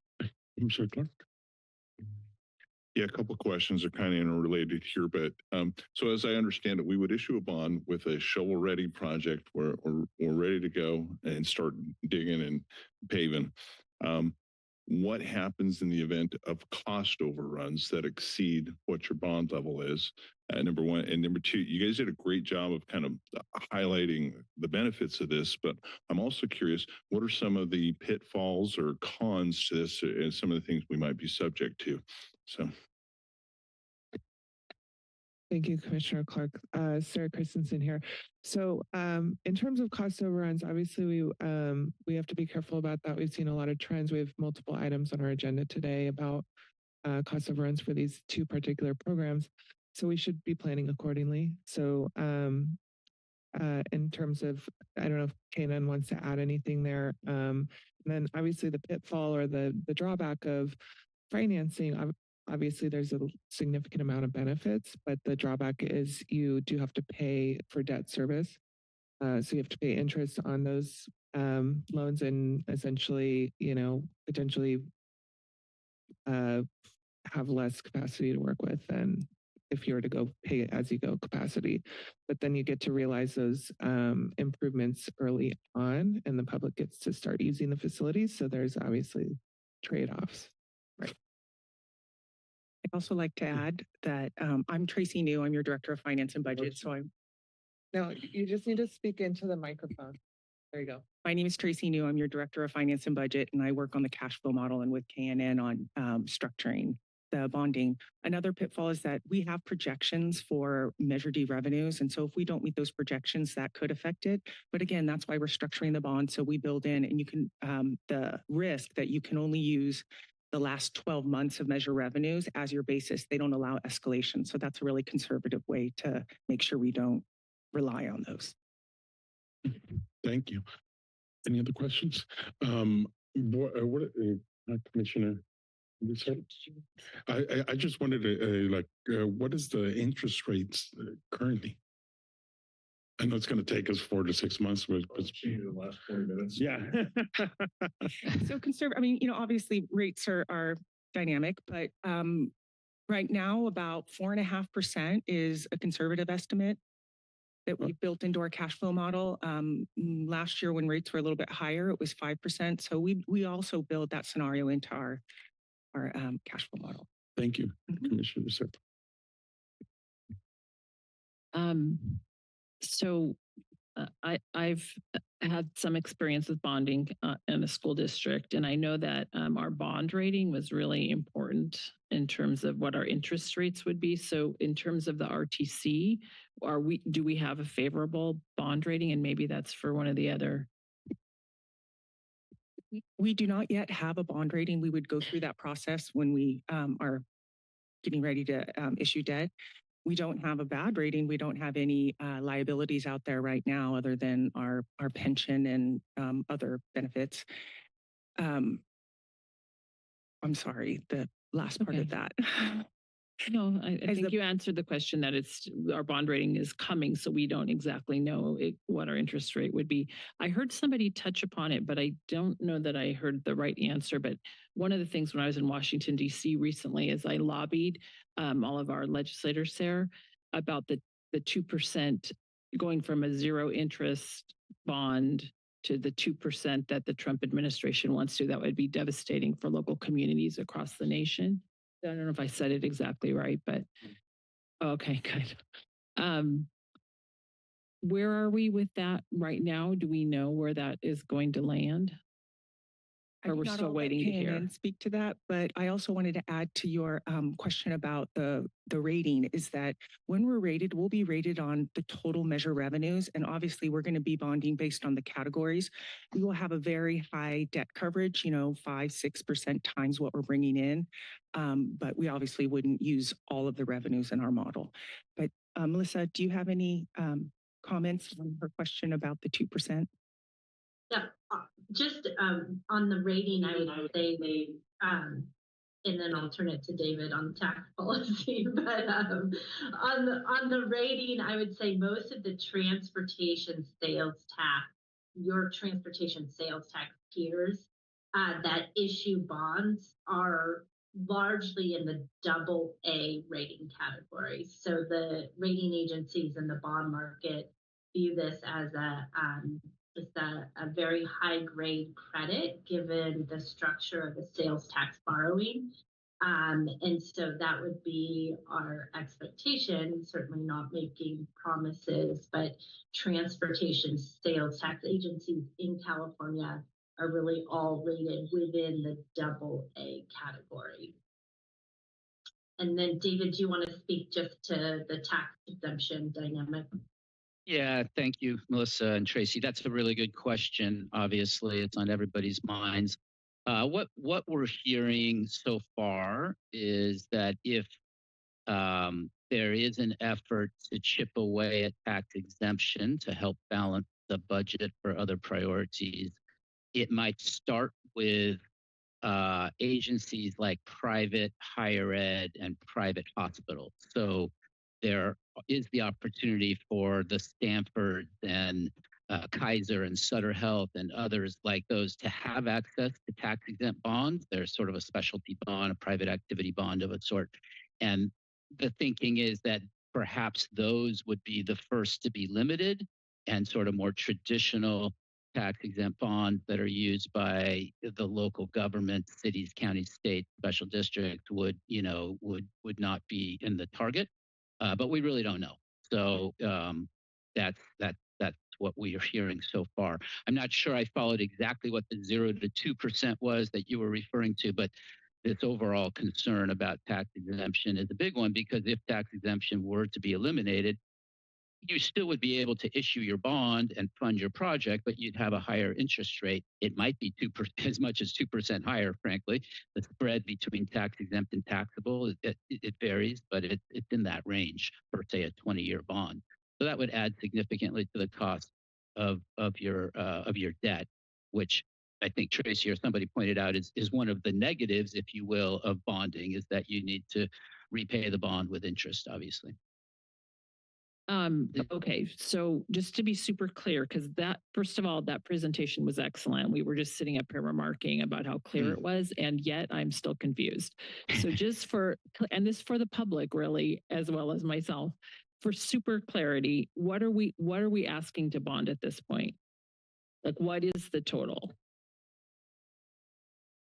I think we had the numbers in a presentation, but it was for, we committed back in 2022 for City of Santa Cruz segment 8 and 9 Coastal Rail Trail Project, segment 10 and 11, which is the county's Coastal Rail Trail Project, segment 12, which is the RTC's Coastal Rail Trail Project in Aptos Village, as well as the third phase of Highway 1, which is from State Park Drive all the way to Freedom Boulevard, auxiliary lanes and bus and shoulder improvements. the numbers we have in a slide, I want to note that those numbers do not include debt service. So those are programmed numbers. And so just, yeah, thank you. 174 million total is anticipated. We've committed 66 million through, the listed commitments that we've made. That doesn't mean that the delta is completely available. That means that, depending on how much we need to bond and what the interest rate is and all these factors that we're going to be bringing more information forward in the fall about, that will inform how much capacity we actually have. Right, because I know we're still waiting on the 124 million. Okay, so I wrote this down. So it sounds like maybe we're hoping to bond for 250 million. Am I right on that? About? Commissioner DeSerpa. Okay, because I just want this commission to know like what the exact number. That's a huge number. Absolutely. So based on the commitments that we've made, it's about 140 million to bond. And we would be matching that with about 313 million in grants. Okay. And we would need this money for that match. Yes. Is that my understanding? Correct. Yes. Okay, good. And the term sounds like it'll go to 2047. So that's 22 years. So if we take this money now, we're not going to have money later, right? Correct. Through Measure D, like that will be it through 2047 because we'll be paying these bonds back over that time. We will know more about remaining capacity in the fall when we look a little bit more detailed at the numbers, how much we need to bond for and when. Okay. And this is a dynamic process. The way projects work is they're dynamic and they're all based on cost estimates that are subject to change based on the market, based on unforeseen delays and things like that. So we are going to be bringing more detailed information in the fall about timing and amounts. Thank you. And just one last question, and thank you to the commission for allowing me. I know sometimes the agencies that help us get these bonds end up making a tremendous amount of money. So just for complete transparency, can you let us know what it is you'll be making at KNN? If you're the person, are you guys the agency that helps with the bonds? Tracy, would you like us to answer that? Please do. Sure. Yeah, no, a really good question. Just real briefly, what our role is. And yes, we would presumably be involved. Our role is that of a municipal advisor, which is a role. We have a fiduciary duty, which means we have to sort of put our client interests ahead of our own, meaning we're here to give advice, analysis, and protect your interest through the bond process. So we're one of the players. And then there are other players. There's broker dealers, bond underwriters. Our job, again, is to sort of hold them in check and make sure that the interest rates on your bonds are fair and appropriate at the time that the bond is issued. There's going to be two sets of lawyers, a bond and disclosure lawyer. There'll be a trustee. There's a variety of players. And I don't know exactly what our fee will be. I'm not trying to dodge the question. Once we know the plan of finance in the fall, perhaps, we will bring a complete package listing what we think all the costs will be for all the professionals, listing what we think the cost for the interest costs will be as well, once we know the size of the bond and have a better sense of the market. So I hope that answers your question adequately enough for now. There will be more information, but it'll all be very transparent. I can assure you of that. And David, that's a requirement of government code. Whenever a governing body approves a bond issuance, the state constitution requires that we disclose good faith estimates. And it's the estimates not only in terms of the fees the RTC would be paying to third parties, but also the estimates for the cost of borrowing. Thank you. Commissioner DeSerpa. Oh, Commissioner Manu. Yeah, thank you. I mean, as was pointed out that, the drawbacks borrowing, I mean, just not a lot of alternatives, right? I mean, if we want to deliver these large projects, we're going to have to bond in order to bring the money into the present so we can put a shovel in the ground. But as was mentioned, the drawback is, well, it costs money to borrow money. Do you guys, this is a question for our consultants at Canon, do you have any sort of rule of thumb? If the interest rate is 5%, you're going to spend, you have to spend whatever, additional 50% of, if we need $100 million, you have to spend another $50 million to get that money today. Is there, any sort of general way that we could be thinking about this as a commission, how much we're going to have to spend on the borrowing costs? Melissa, you want to try that? Or, the answer is yes. We will provide you with very specific numbers, let's just say on the interest costs. And we typically would add some cushion to that, assuming we come back to you in the fall, but you're not issuing for another year. So we want to sort of be careful and add cushion to the interest rate. But we can at that time do some sensitivity and say for every million or every 5 million or every 10 million of additional borrowing, the annual debt service goes up by X dollars. That's easy for us to do. I guess I hesitate to just throw out a random percentage right now, not knowing exactly what we're doing specifically. I don't know, Melissa, if you feel more comfortable trying to provide a relationship answer at this moment. No, and I think Tracy mentioned your cash flow model, and generally she's including the interest cost as well as the repayment of principal within the model, and Tracy tends to use pretty conservative estimates for interest costs, which then that's just for planning purposes. And as you get closer to bond, the estimates will become more reflective of the current market. And I might just add one other point, and that just is that we'll know more when we have the specifics and present the results of the model. But there should, of course, be some revenues available in addition to these debt finance projects, even after the bond going forward. There won't be as much because you're repaying the bond, obviously, with interest. But for starters, if there's any growth in the sales tax, when we size the bond, as was mentioned by Tracy, we wouldn't be assuming any growth. So debt service will be at a certain level, and then growth in sales tax revenues will be excess. But even beyond that, there's likely the way we're going to size that bond will have some cushion so that the debt service is below the amount of revenues expected to be received, even for the program that we're bonding for.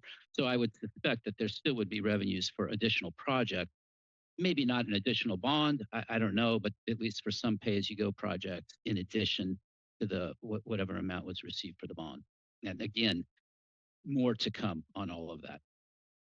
Okay, thank you. Well, since we have so many new commissioners, I'll just refer, the last numbers that I've seen on this were from April 18th, 2024. I think you mentioned maybe a later update, but just to put this in context, it mentioned that if we wanted to borrow $20 million, that the lifetime cost of that will be $34 million.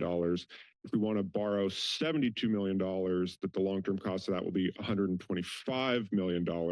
So, the more we borrow, we have the more we're eating into our total project capacity. And, when we talk about some of these very expensive projects and sort of escalating costs on all these projects, we're looking at a dwindling amount for any other projects that haven't been discussed because the bonding costs are really significant.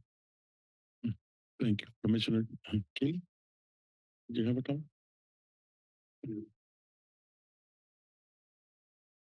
Couple of thoughts on this. I like this kind of bond financing, revenue bond financing for capital outlay. Thank you for capital outlay projects for a couple of reasons. One is pay as you go is, it seems to me, not really an option in large capital outlay projects. The other thing is you borrow the money today, you have the money today, you invest the money today, and you pay it back with cheaper dollars later. I think that's one of the financial advantages of revenue bonds. I think secondly, there's a fairness issue in revenue bonds that I like quite well, which is that let's say you have a project, a capital outlay project, and you say the useful life of that is 20 years or 30 years, whatever it might be for that project. I think it makes sense from an equitable distribution of the burden point of view to say folks who are using that for the next 20 years, et cetera, are all paying for it because they're now paying sales tax 10 years from now, 20 years from now, as they are continuing to use the project. The benefit of that project accrues to everyone. Seems like everybody should have the ability or the obligation to pay for it as you move along. So I think that revenue, this kind of financing is very tried and true. The argument that if you do something now, it cuts into available choices later on. I understand the argument. I'm not sure that there's an alternative to that, though. If the alternative is pay as you go, then I think the argument starts to collapse. So I think this revenue bond measure is a good measure, or the concept's a good concept. Thank you. Commissioner Schiffer. Yeah, I just want to say that I sort of share the frustration of wanting more information now. What are we really talking about? What kind of interest rates will we be looking at? How much is it going? What are we going to be able to do? What are we not going to be able to do? But as I understand it, what's before us today was just sort of background on what the various bonding mechanisms could be and what are some of the consequences of those. So I think other commissioners would like to know more specifics. We just don't have that information in front of us. And what, as I understand it, we're being told is that we're going to get that information in the fall. And that's when we're going to have to make some hard decisions because there are, as pointed out, trade-offs. And it's going to depend on what we know about the cost of projects at that time and what we know about the cost of interest rates at that time, and what we know about the cost of actually doing the bonds at that time.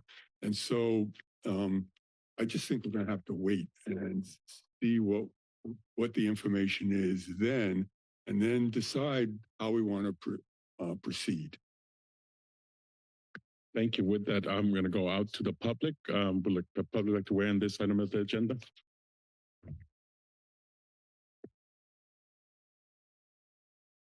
Hi, Brian Peoples Trail now. So, our first response is you got to control your spending. When you're building a 12-foot wide trail at $25 million a mile, the question is, are you looking at your spending?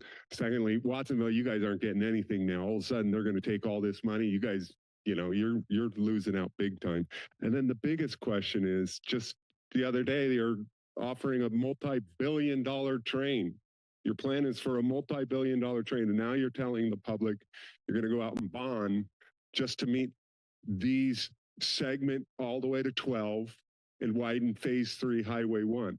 And that's going to deplete your whole Measure D, that you're done, right? You're going to deplete it. So the public is like sitting there saying, you guys, you're out of control. You're telling me you're going to buy $1 billion train, but in the meantime, you're going to go and bond it and deplete all Measure D. And Watsonville, you're done.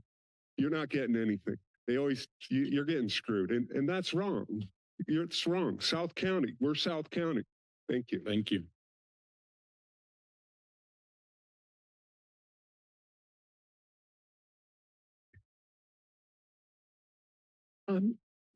Thank you for this explanation. And, I'm taking notes and thinking hard about it. And I know that the RTC does not have a bond rating yet. And obviously, that ratio of revenues to expenditure balance, that's going to affect that bond rating. But I wonder what other things might affect that bond rating. For example, if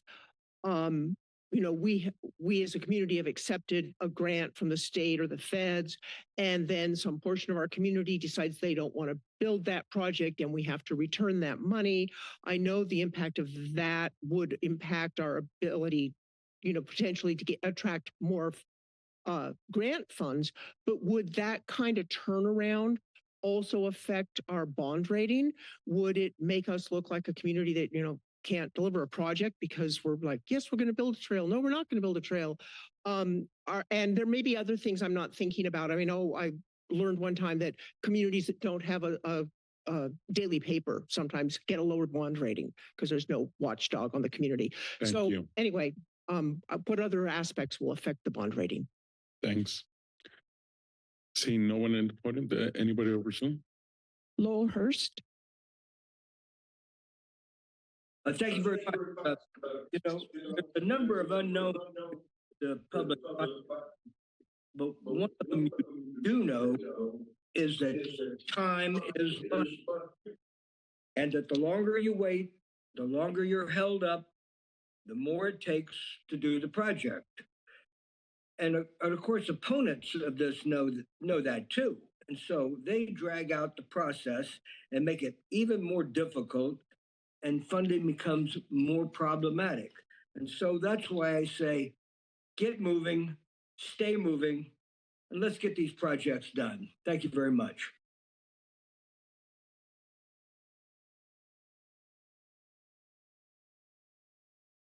Michael Saint.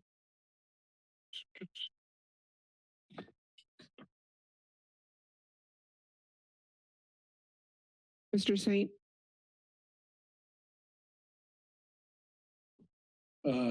No unmute button, but here we go. It appears the bonding is primarily for Highway 1 Ox Lane projects. Once again, all the money is going towards the highway. And we all know that Highway 1 widening is not going to work anyway. So in my view, pretty much a waste of funds. The question comes up, I'm not going to repeat what Commissioner Koenig said or Brian Peoples, but I do agree with them. Where are we going to get funds for the future, and specifically the rail project, since Measure D is committed to a debt of that amount, and it's basically not going to be available once we're shovel ready for a rail or trail project.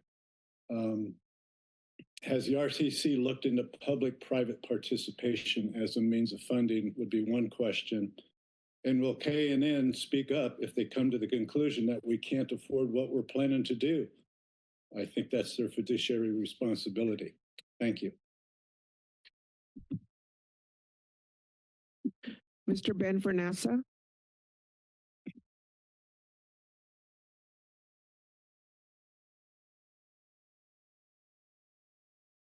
Mr. Vernassa. Here in Aptos. And I want to point out to the commissioners and others that Schedule D as amended, near the end of Schedule D under infrastructure, there's one sentence that you need to take into consideration. The measure revenues do not include funding for any new train rail service. Again, the measure revenues do not include funding for any new train rail service. Thank you. We have no other speakers. A close-up comment. Commissioner Downey, that question first. One of the things that was brought up that I don't know if you're able to get this information or not, but with regard to the amount of Measure D funds that would come toward us, when you're investing in projects like this with the bond, is there a way to measure the increase in Measure D funds as a result of these projects being completed? I don't know if that's measurable or not, but it might be interesting to help us make that decision. It's sort of a return on investment, improved economy. Thank you. Commissioner Rockin. There are reasons that people disagree about where the trail should go and whether there should be a train and so forth. But people who continually raise this issue that somehow the spending for planning for transit rail on the service is going to take money away from the trail project or from some other things we want to do, it's simply false information. Because that's why I asked that question earlier. The bonding's not taking money from any of the other Measure D categories. If the train is a complete boondoggle and it's not going to go anywhere, and we're, casting about with a vision that's never going to come to place, we've wasted some money and some time out of that the 8% that was granted to us by the voters, 3/4 of the voters in the county. And there's nothing from any of the other categories that people that were spending money on that's somehow going to this train and taking money away from the trail project. It's simply not the case. And people need to be very clear about that. And that's why I took the trouble to ask that question earlier. And I thought the presentation made it clear as well, but I asked it just to reinforce that information. We're not bonding money from the trail and putting it into the train. It's not happening, or from the transit district, or from local roads, or from social services, as people have been writing in the newspaper and so forth. Thank you. Thank you. With that, I'm going to close up and go to the next item. So thank you for the report. So now we're going on to 27 Coastal Rail Trail Segment 5, North Coast Rail Trail and Environmental Mitigation Cost Amendment to the Federal Lands Access Program Grant Agreements. Program Measure D Active Transportation Program Funds. Hi, Commissioners. Grace Bleaksley again of your staff. I'm here before you today to provide an update on the development of the North Coast Rail Trail project and new information about the cost of environmental mitigation for the project that wasn't previously anticipated. Many of you are familiar with the project, but I think it's helpful to provide a brief overview for those who may be new to this project. Next slide, please. Here's a map of the project area. This project we refer to as the North Coast Rail Trail. It's also considered segment 5 of the Monterey Bay Sanctuary Scenic Trail Network. It extends 7.5 miles from the existing Wilder Ranch parking lot, shown kind of the lower right-hand part of that map, all the way to Davenport.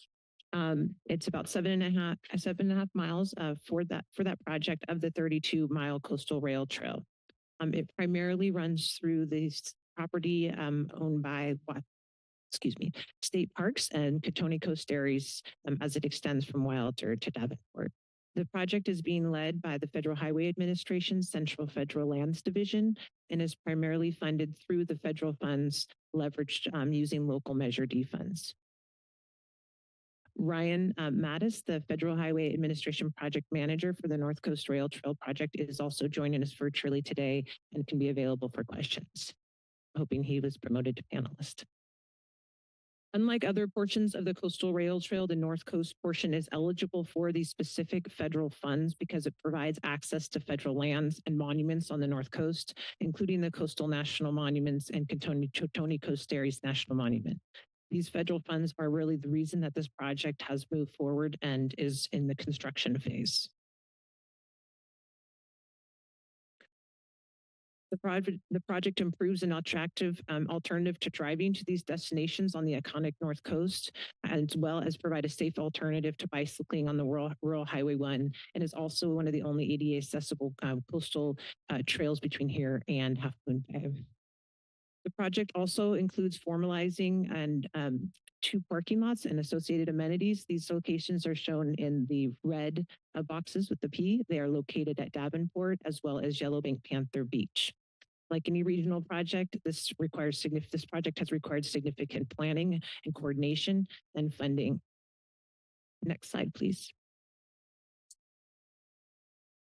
I just wanted to confirm, was Ryan able to be brought? Thank you so much, Yesenia. So the first step in preparing, the project obtained all the required approvals and a construction contract was awarded to JJ Albanese in May 2024, and RTC hosted a groundbreaking in June 2024. Construction is scheduled to be completed in May 2026.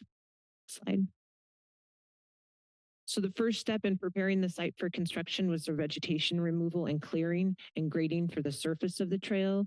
In some places, the trail is constructed within the rail line corridor, which we consider kind of the rail cut in some places. And in other areas, the trail is being constructed on bluffs surrounding the rail corridor. The trail is primarily located on the coastal side of the rail line between Wilder Ranch and Davenport. There's a short connection to Wilder Ranch State Park parking lot that is on the inland side of the rail line. The trail makes some new really key connections across riparian areas that extend throughout the project area and allow for new connections. Next slide. Within Wilder Ranch State Park, there's active farm operations adjacent to the property owned by the RTC. RTC has been working with the farmers to address farming encroachments into the rail line since the project was initiated. A significant part of this effort is to relocate irrigation lines that were located within the rail line right-of-way outside of RTC right-of-way and into state parks property, so they could be included in the farm operations footprint that are leased to the farmers by state parks for farm operations. Next slide. There are several drainages and riparian areas, as I mentioned, along the North Coast. Creates areas where reinforced soil slopes are needed to create level grade for the trail, and in some location, construct new farm roads adjacent to the trail to allow better access between farm plots. These reinforced soil slopes require significant effort and require filling in areas to create that flat surface for the trail. Next slide, please. And also a significant improvements that associated with the North Coast Rail Trail is addressing drainage within the rail right-of-way. Although the drainage improvements included in the project are specific to the trail, there are significant co-benefits of these drainage improvements to the rail corridor on the North Coast overall. These involves installing new culverts, extending existing culverts under the rail line, and clearing ditches. Next slide. Significant work has also been done to construct the southerly of the two parking lots at the Yellowbank Beach parking lot. If you've been out there, you've probably seen significant grading occurring in this area, and that a new restroom has been installed. We expect to open up the trail parking lot in advance of the trail itself being complete, but we're working through those details with our partner agencies right now. If you go out there, you'll see that people are very interested in using the restroom that's placed out there, even though it's not open yet. RTC is going to work with the County of Santa Cruz to initiate some of that maintenance work on the parking lot prior to the trail construction being complete. Next slide. So looking forward, we'll continue on the trail construction primarily near Davenport, starting later this spring, and then finally after that move into the Wilder area with trail paving and amenities occurring near the end of the construction period, again, spring 2026. Next slide. So moving into the environmental impacts and mitigation, through the environmental review and environmental permitting process, it was identified that the project had environmental impacts and required mitigation in order to obtain the required environmental permits. The extent of the environmental permits specifically for this project is largely correlated to the amount of California red-legged frog habitat along the North Coast project and the environmentally sensitive habitat areas as defined by the California Coastal Commission. Here are some of the sensitive habitats and mitigation activities that are required for the project listed on this slide. Next slide, please.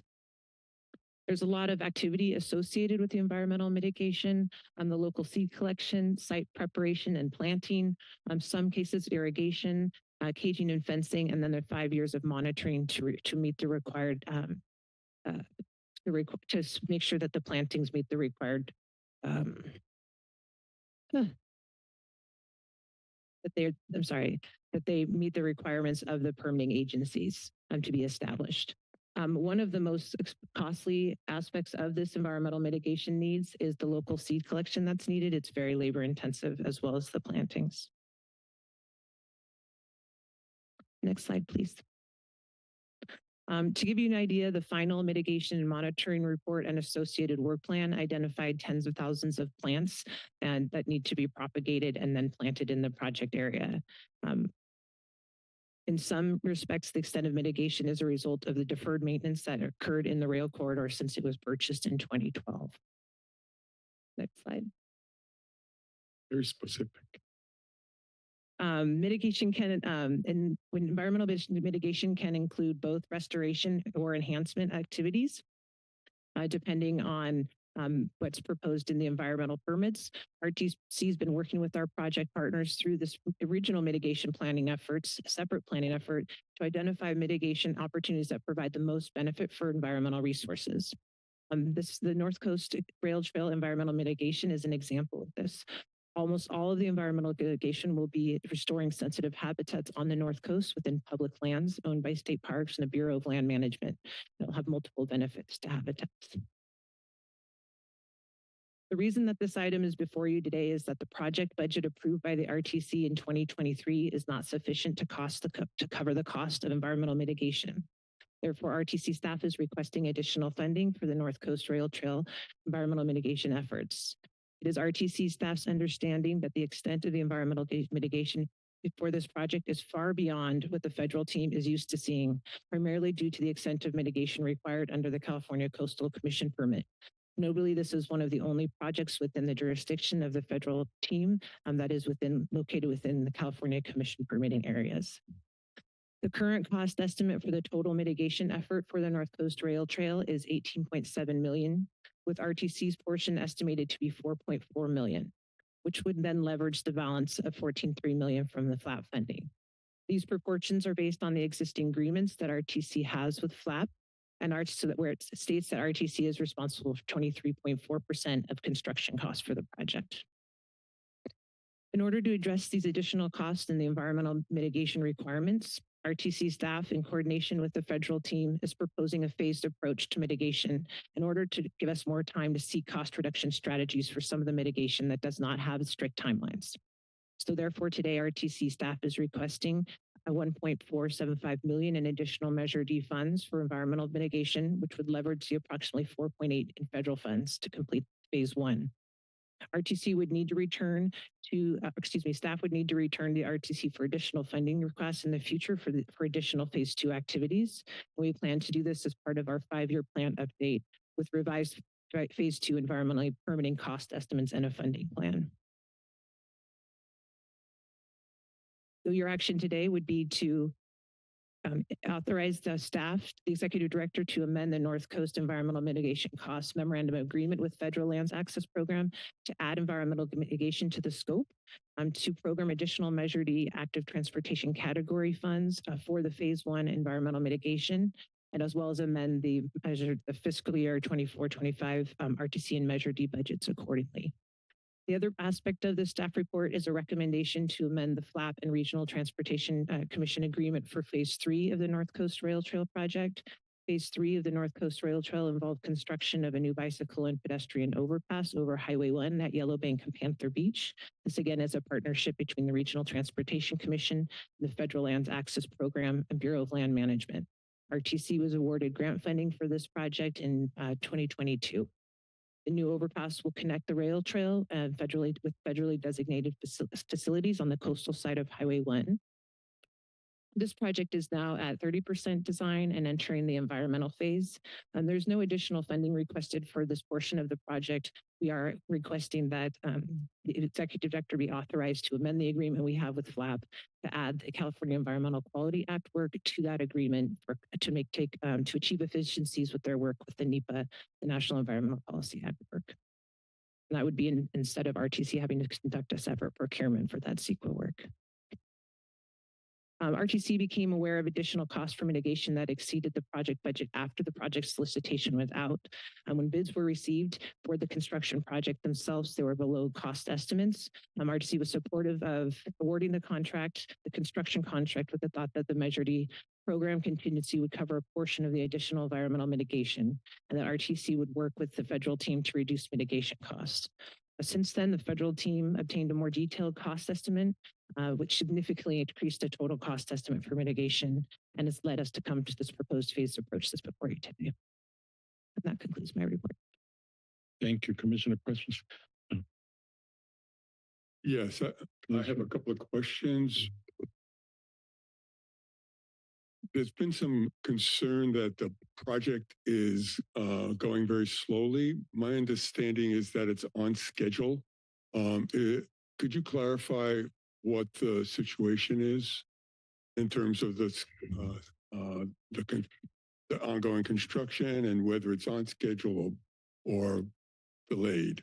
Absolutely. The project is moving forward on schedule. We've been at the FHWA and RTC have been very happy with the contractors' work out there. So the project is moving forward on schedule. Let me also say that initially we weren't expecting funding until 2026. And so the federal agency that is in charge of this project has really done an incredible job of moving funding forward. And the contractor is doing a really, amazing job in a long area, over 7 miles, in moving forward with this project and keeping it on schedule. just wanted to make that clear. The other concern I wanted to talk about was the phase 2 environmental mitigation.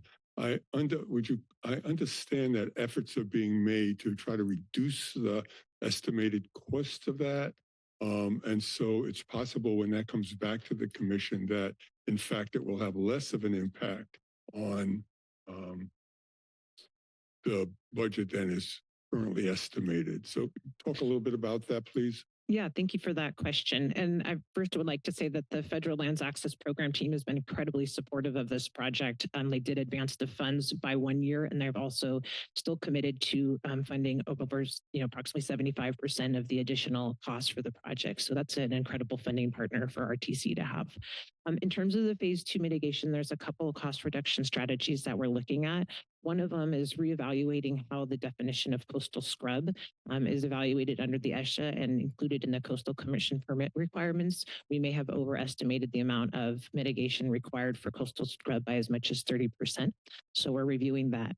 We're looking at ways to potentially partner with other local agencies or areas that have the mechanics for doing local seed collection and experience, so we're not in a situation where we have someone coming from outside of the county or not familiar with the county and then trying to procure the seed collection and the propagation in areas outside of the area that could be more costly.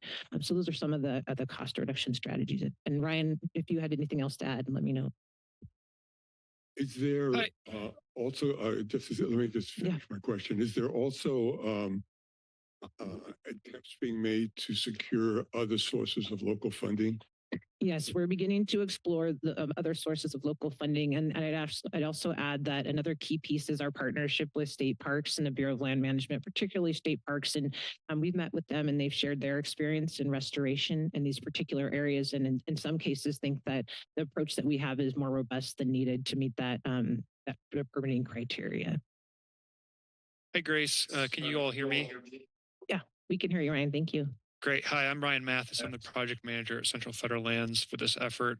In terms of, I think Grace had asked if I had anything to add in terms of cost reduction strategies. We identified a handful of sites as being, I don't know if problematic is the right word, but being maybe more expensive type of sites due to hard work and existing conditions. And so those are the sites that we have now moved to phase 2. And we are working currently with state parks and BLM to try to identify new sites that could be more cost efficient. So working on that right now.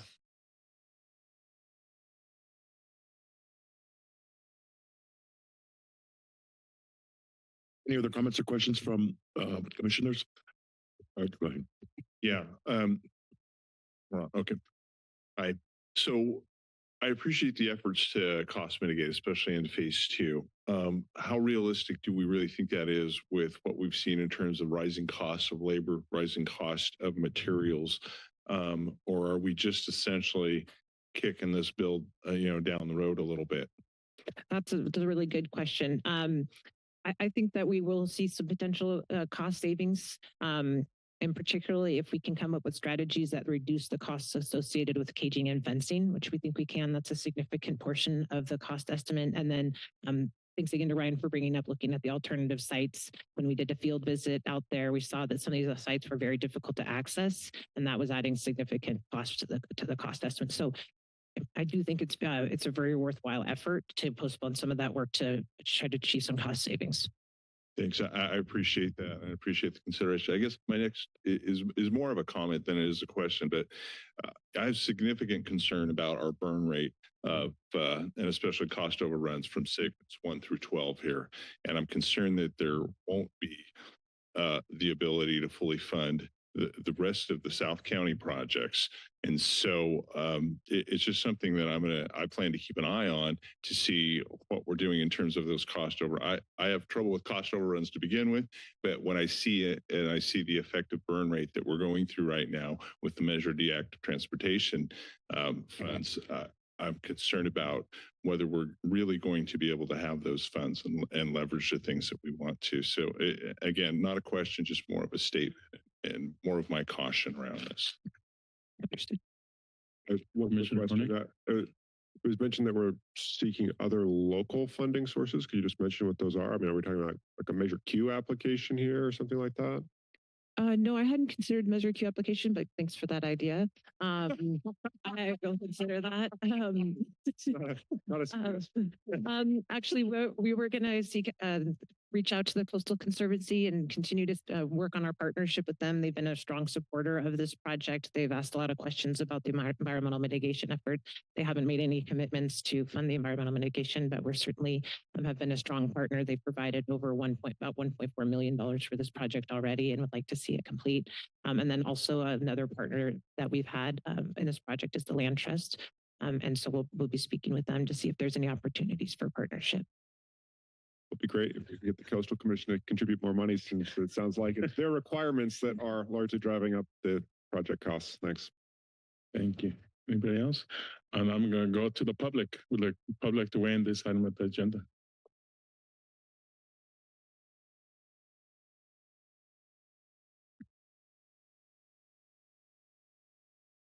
Hi, Brian, People's Trail now. So another overrun, and this is going to continue to go there. It's a disaster when you go out there and you look at the destruction that's going on. You'll see we did submit information on the history of it. There's no reason those old railroad tracks are there.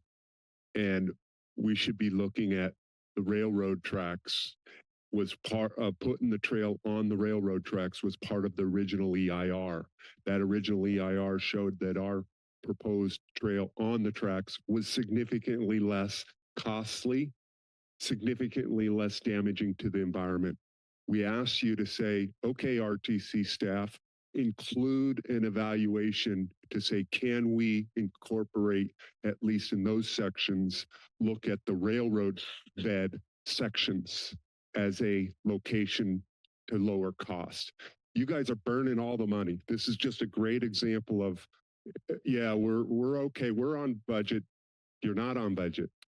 Let's do some real work here and realistic. Don't destroy the environment. You're destroying it up there, you guys. Thank you. Thank you. Hi, I'm just at this moment, I'm speaking for Friends of the Rail and Trail, and we're just really glad to see the project moving forward on the North Coast. And we're pleased with the rate of the progress. Everybody's really excited about this. And we support the requested budget amendment to address the environmental mitigation costs.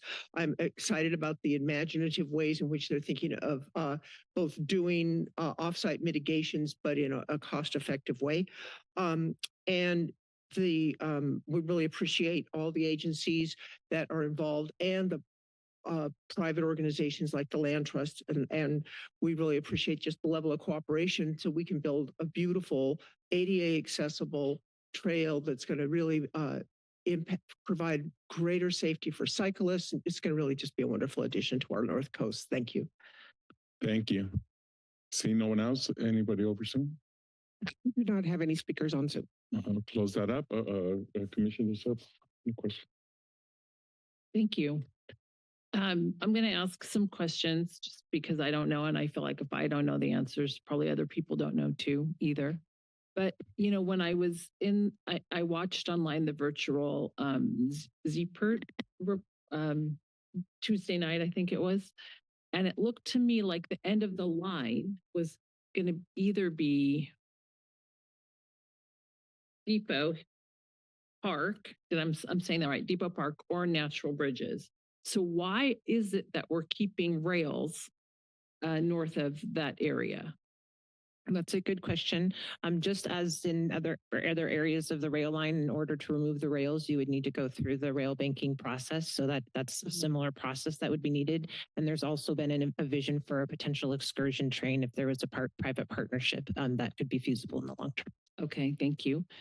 Another just bigger question I have is there's like almost no population on the North Coast. I mean, with all due respect to people that do live there. The population is in Watsonville. Why didn't we start with South County? We're doing all this work, spending a lot of money when there's not really, I mean, I think it's cool.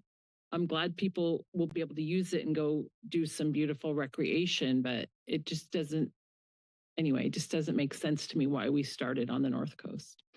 The primary reason that we're pursuing the North Coast project is because we have a federal partner, and this was a unique opportunity to leverage those federal lands access program funds. Other areas of our county are not eligible for that funding plan, so we took a step to take advantage of leveraging those federal funds, and we're awarded 2 separate grants from them. So it's really the federal, and I'm of the opinion it's for the federal partnership that has brought us to build this project on the North Coast. That's a great explanation. Still, it's a little bit mind-boggling that we're doing all the development that we're doing there and the money that we're spending.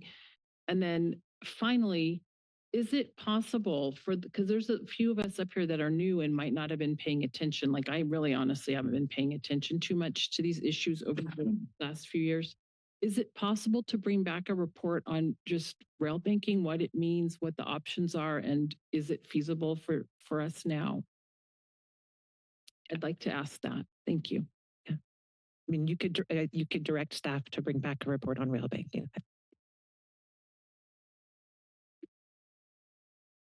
That's a great idea. And just for I've been here for a little years, and just I get from both sides different concepts. I want to finally get to the bottom of the question. What is rail banking? Because I get, one side telling me one thing, other side is telling me another thing. I want to get what rail banking really is. And I've had conversations with the executive director that I want to have that question answered on our behalf, because we're, like I said, I just want to put that to bed, just for everyone's sake. Commissioner Schifrin. Yes, thank you. As a bike rider, I've tried to ride my bike up to Davenport. It's a popular bike route. It's on the state bike route through California. I will not do it again. It's harrowing to ride your bike along Highway 1, particularly coming back. The rail trail is going to be a great asset for visitors, for bike riders in the county. So, it is true that population is limited, but the demand, I think, especially with the opening of the National Monument, is going to really skyrocket. And we've been very, very fortunate, I think, to be having gotten the grant from the federal government to provide this trail. So I think it's important to recognize that there is going to be a demand for it. It is an important safety and public benefit to both our community and our economy. I want to say a few words about the trail going to Watsonville, because I know for myself, I've been very supportive of making that connection from Aptos to Watsonville. And I hope we're going to be able to have that happen. That should be a real priority. One of the problems we're going to be having in getting grants, outside grants to do that project, is the lack of population between Aptos and Watsonville. And I think one of the reasons that the projects that have been successfully receiving grant funding are projects, one, in the areas with the highest population, which is the city of Santa Cruz going down to Aptos. And then because we got the FLAP grant, we were able to get the federal funding on those.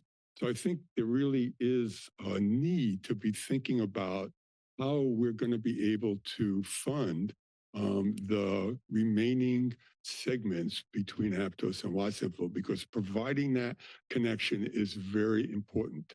But there are going to be real obstacles, not only in terms of the potential limitations of Measure D, but just the need to figure out a strategy to increase the potential of getting outside funding. Because as with all these projects, Measure G is the leverage. The driver is the grants that we're able to get. So given that this has sort of come up, I just wanted to give some of that background, because doing the projects that we're doing is not an attempt to slight connecting to Watsonville, and doing the segments in Watsonville is a priority that is being worked on. And I know as part of the rail feasibility study, we're going to get information on what the segments between Aptos and Watsonville are going to be like. And that's going to be very helpful in terms of, I hope, helping the commission get grants to move those projects forward. Based on that, I'd like to make a motion to approve the staff recommendation. It's been, so it's been moved in second. I do have some, just to make sure that staff knows that we do have over 80,000 people in the Paro Valley too. I know that there might not be in Rio Del Mar in that area, but there's over 80,000 in the greater Paro Valley. So there's a population there. And honestly, I know people don't like the road funding, but the funding for Highway 1 was primarily because we have that population there that traverses that highway daily back and forth. So there is good areas to get, additional grant money for that population. Thank you. With that, all those in favor? We need to do a roll call. I'm sorry. We need to do a roll call. Sorry. Commissioner Peterson, Commissioner Keeley, Commissioner Clark, Aye. Commissioner Montesino, Yes. Commissioner Hernandez, Aye. Commissioner Alternate Schifrin, Aye. Commissioner DeSerpa, Aye. Commissioner Koenig, Aye. Commissioner Martinez, Aye. Commissioner Kitos Carter, Aye. Commissioner Rotkin. That passes unanimously. Thank you, Commissioner. Thank you. And we'll move on to 28, which is Highway 1, 41st Avenue to the SoCal Auxiliary Lanes and Bus on Shoulder Project. Caltrans request for additional funding to cover cost overruns on the construction of capital component of the project.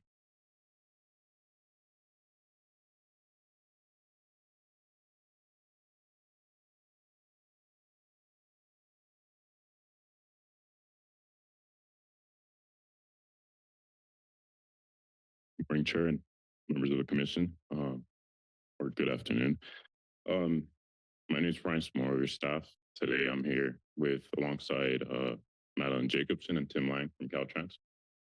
And today we are here to address the cost overruns on the Highway 1 auxiliary lanes and bus on shoulder project and the need for additional funding to keep construction on track. Despite careful planning, unforeseen challenges have increased costs and require immediate action to maintain project momentum. As many of you know, this project enhances traffic flow, public transit, and bicycle and pedestrian access along Highway 1 between SoCal Drive and 41st Avenue. This project is Measure D funded, and the RTC is responsible for covering cost overruns. Since the construction contract was awarded in 2022, cost increases have arisen due to contract change orders, material discrepancies, and higher than expected expenses. While we worked with Caltrans to control costs, an additional $5 million in cost overruns was identified in August 20th, 24. And in September of 2024, RTC staff came to the board with a phased approach tactic in which $2.5 million were approved. And today we are here to request additional funds. To address the most immediate needs, staff recommends Commission approve $1 million in additional Measure D highway corridor funds in the fiscal year of 2024 and 2025. Measure D funds are limited, and we remain committed to cost containment through value engineering and other cost-saving methods. However, without this funding, project delays could drive the costs higher, and we really don't want to pause the construction at the moment. In summary, staff recommends adopting the resolution authorizing the executive director to amend the construction cooperative agreement with Caltrans for a total value not to exceed $1 million for the construction capital component, and programming an additional $1 million of Measure D highway corridor funds in fiscal year 2024, 2025, and amending the budget accordingly. Caltrans will now give a quick update on the highway project, and we'll be here for questions afterwards. Thank you. Good morning, Commissioners. Is the microphone on? My name is Madeline Jacobson, and I met or spoke with many of you last year in September, and so this is a follow-up presentation, but we did try to build some things back in for the new commissioners. Presenting alongside me is Tim Lang. So you want to introduce yourself? Certainly. Microphone I'm Tim Lang, the District 5 Construction Office Chief for the north half of the district. Perfect. And I don't think I shared my title. I'm the Caltrans project manager for the 41st to SoCal Avenue project, as well as the subsequent segments. And so I'm the individual responsible in working with RTC staff on our co-op amendments. So next slide. This morning, I'll provide you with an update on the construction progress and the remaining work for this project. We will speak to some of the challenges the project has faced, as well as the change management process that occurs in construction. I will provide a recap of the items that we discussed with the Commission in September of last year, and we'll conclude with a summary of the construction's funding needs, project successes, and our focus moving forward. Next slide, please. Completed to date, work is about 90% complete on the 41st to SoCal Avenue segment. Work completed includes the median concrete barrier work, the pavement widening work, construction of the retaining walls, the highway electrical work, because there is also some work outside the state highway system, as well as the northbound landscaping work. Additionally, there are some improvements at the Chanticleer cul-de-sac that's been completed, and the pedestrian overcrossing itself is about 95% complete. Next slide. Here's a picture from showing the December of 2023, and you can begin to see some of the bridge piles that were being poured. And then a picture from March of 2025, and this image shows the removal of the K-rail barrier and the whale bridge. Next slide. Remaining construction work ahead of us includes the permanent sign placement, as well as the final pavement delineations, both on the freeway facility and the local street and road network. Additionally, there is work around the rumble strip installation, some reconstruction work near SoCal Avenue, irrigation and planting work on the southbound lanes of the highway, or not on the lanes, but next to the lanes. Remaining features of the pedestrian overcrossing installation, and that includes the lights that are shipping this week, and some signs, as well as wrapping up the list of change order work, and you have a copy of the change order log in your packet. But wrapping up the change order work and completing our final project punch list. Next slide. So on this slide, I'll cover some of what we discussed with the Commission back in September of last year. And so I'll provide a recap of a couple of these themes of construction challenges that the project has faced. And these challenges are really sort of the root behind a number of the change orders that the project has encountered, and change orders come to fruition often as cost increases. So an example of a safety challenge that the project has faced is that this project has encountered an excessive and unforeseen number of hits to the crash cushions in the field.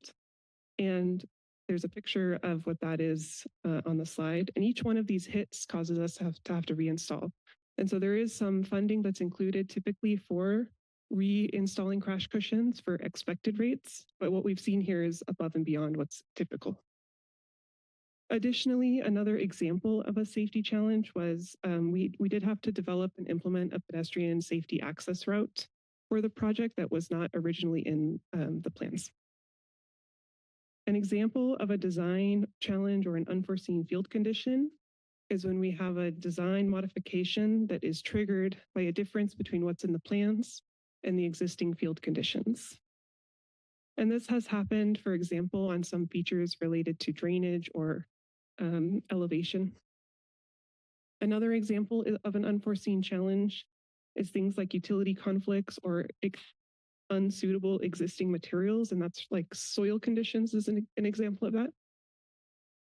And then the third category that we've discussed last September is structure modifications. And just one example is modifying the bridge railing. We worked with the RTC as well as the Soquel Creek Water District to modify some of the bridge railing at the end of the facility. Next slide, perfect. As I mentioned earlier, each of these challenges come to fruition as change orders. And change orders in and of themselves are a normal process that happen in most every construction project to document and manage change and cost changes. Typically speaking, the field engineer or design engineer will evaluate the problem, or they'll first identify the issue and evaluate the problem. And then construction will initiate a change order. We'll work with the contractor on the issue and define the exact costs, and then payments are made. And so the final cost may vary from the original estimate. In our case, this process involves Caltrans as the implementing construction agency, SCC RTC staff as the project sponsor, Mark Thomas as the engineer of record, and Granite, our contractor. And per our cooperative agreement with RTC staff concurrence is required on change orders over $50,000. Perfect. Back in September, we presented you with the anticipated construction funding needs for the project. This included the original estimated contract change order costs around $4.6 million. Bid item overruns at $572,000 and a 5% contingency for remaining work at the value of $530,000. After subtracting the original project contingency and the balance from project cost savings, about $1.8 million, we presented a balance needed to complete work around $3.903 million. And at that meeting, and as Brian mentioned, the commission authorized $2.5 million in Measure D funds for the work to continue on the project. With that authorization of $2.5 million, the project had a known remaining need about $1.4 million. So I'll now transition the presentation to Tim, who's going to provide some information on what's changed between then and now.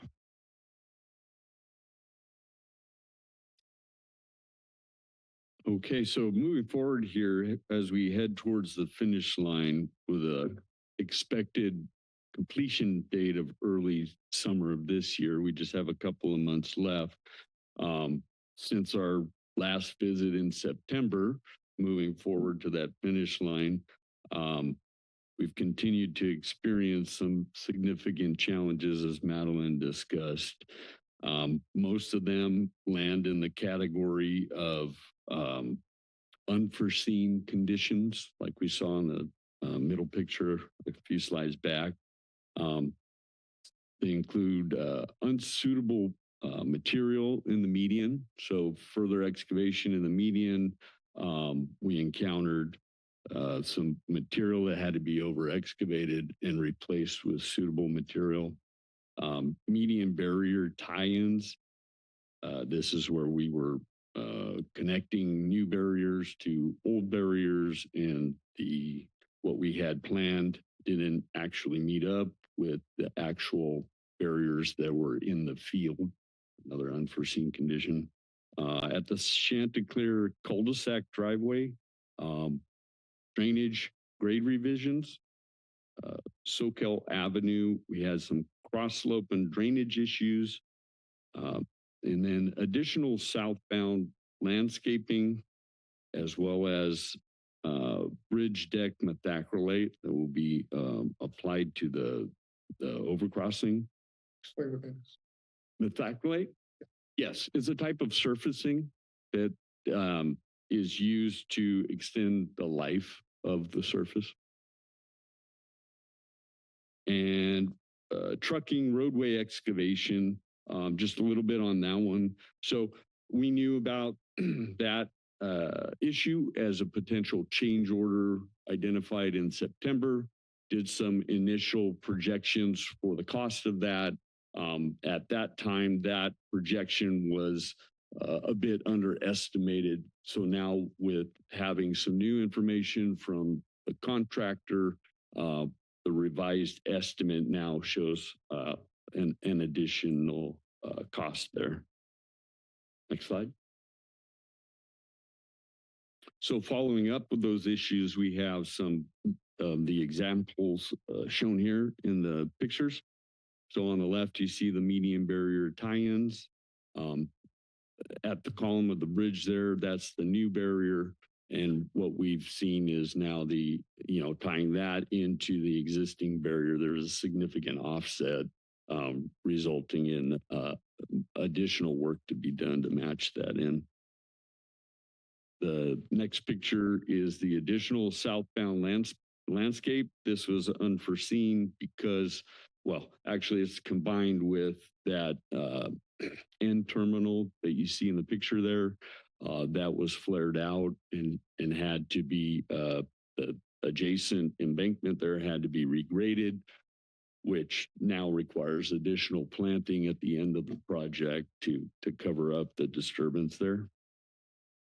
And then we move on to drainage and grade revisions. So the left of those two pictures is the Chanticleer cul-de-sac.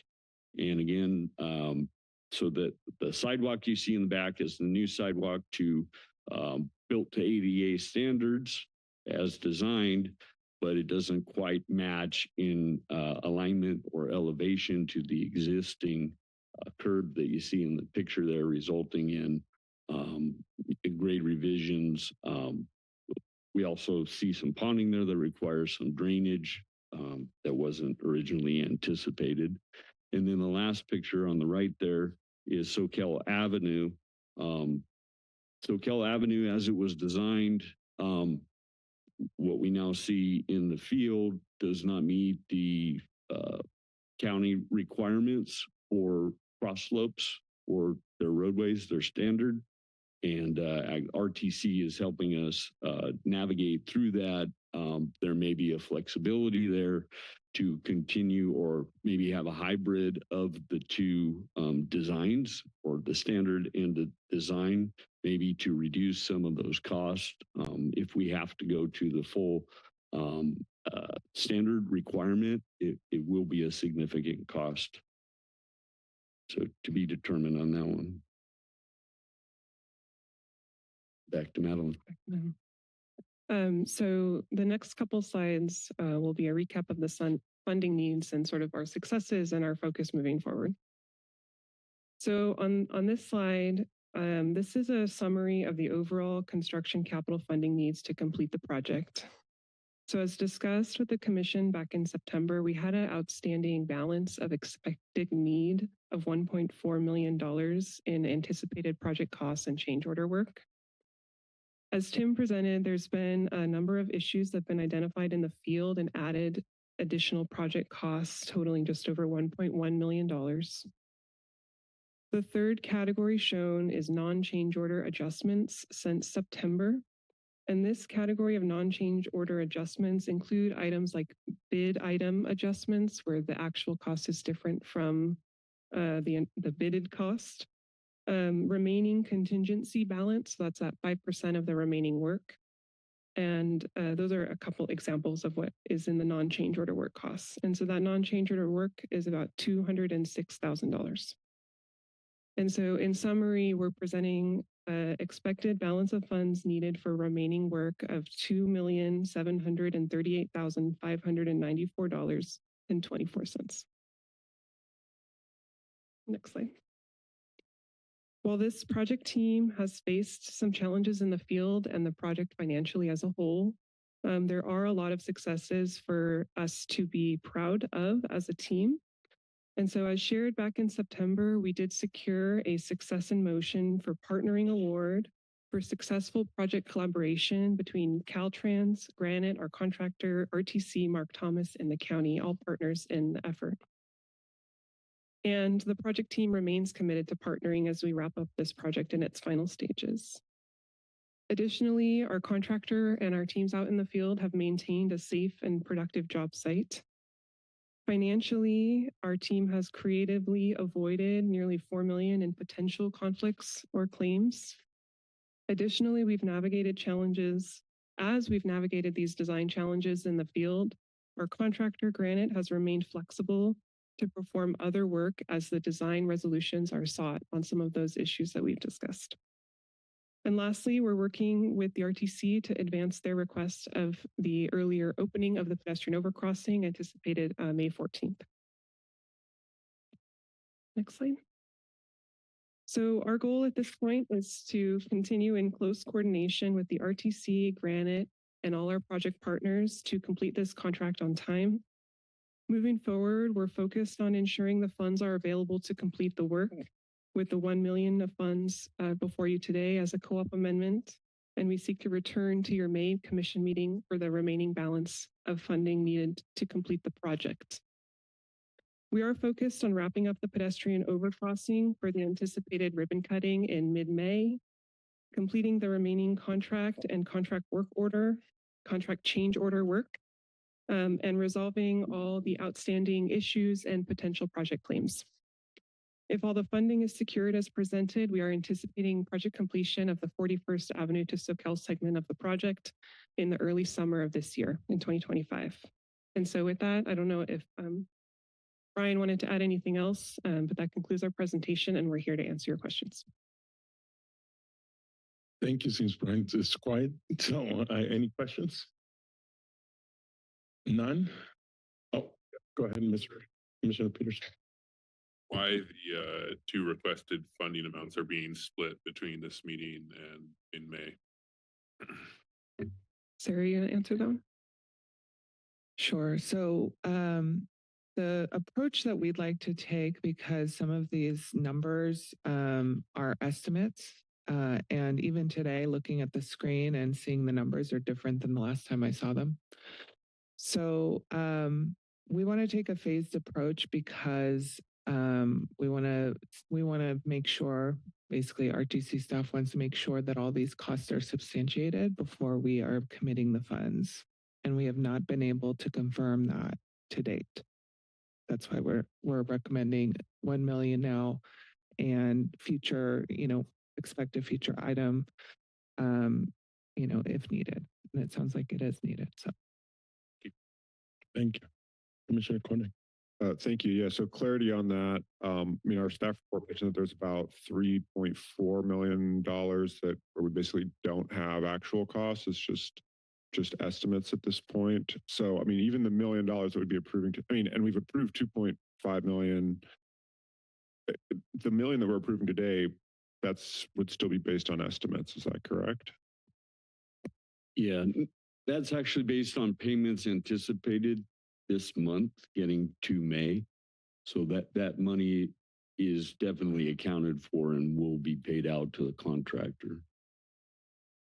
So presumably there's an invoice that the contractor should be able to substantiate with details, right? Oh, definitely. Yes. So the work is, completed for the most part. We're waiting for the billing to come in, and that we have a very good handle on the estimated amount now that the work has actually been completed. Okay. But then how does that compare to the detailed costs that it seems like we don't actually have today, or maybe we'll get in the future? Let me back up a sec. First of all, thank you for the presentation. A lot more substantial than we saw back in September of last year. And I appreciate this team's efforts to really walk through exactly what parts of the project are seeing challenges. When we authorized the other additional $2.5 million last year, I think we made it pretty explicit that we wanted to see a backup of the detailed costs that are driving this. And I again, appreciate the broad strokes, still want the details. And so I have a hard time approving additional funds for this without having that, basic information that we requested at the last meeting when we discussed this topic. And I understand it's not just Caltrans staff, right? You guys have consultants working under you. If we're being asked to hand over our credit card, I just want to see the bill, the line item bill, and know that the consultants aren't having 3 rounds of drinks on it before we run the card. How do we reconcile this information gap? If I can respond, I want to clarify something because we actually spoke with you twice last year. Once was in June of 2024 and second in September. And so when we spoke with you in June, we were talking about construction support. And so that's the staff hours from our team working on construction. That's not the contractor. The item that we presented in September was related to the contractor expenses. And today's item is also related to the contractor's work. And so the change order log that's included, that includes the estimated cost for some of these change orders that the project is seeing. And you can see which ones are estimates and which ones are known exact or executed costs. And so To the extent that we can provide you more information about the change orders themselves, we work with the RTC on approving those change orders and can provide additional information to you. But I do know there's there is still additional information that the RTC is seeking from us related to the construction support cost expenditures that we spoke about last June. But we're happy to provide you with any further information on the change order log or the granite contractor billing as desired. Okay. And so by authorizing, the action today authorizing the executive director to execute amendments to the construction cooperative agreement with Caltrans for total value not to exceed $1 million, would that basically be done as we have those actual costs rather than estimates? Is that what I understand? Yeah, all of the billing through our cooperative agreements with the RTC are reimbursement based. And so we can provide the RTC, we submit invoices and can provide additional substantiating information as requested.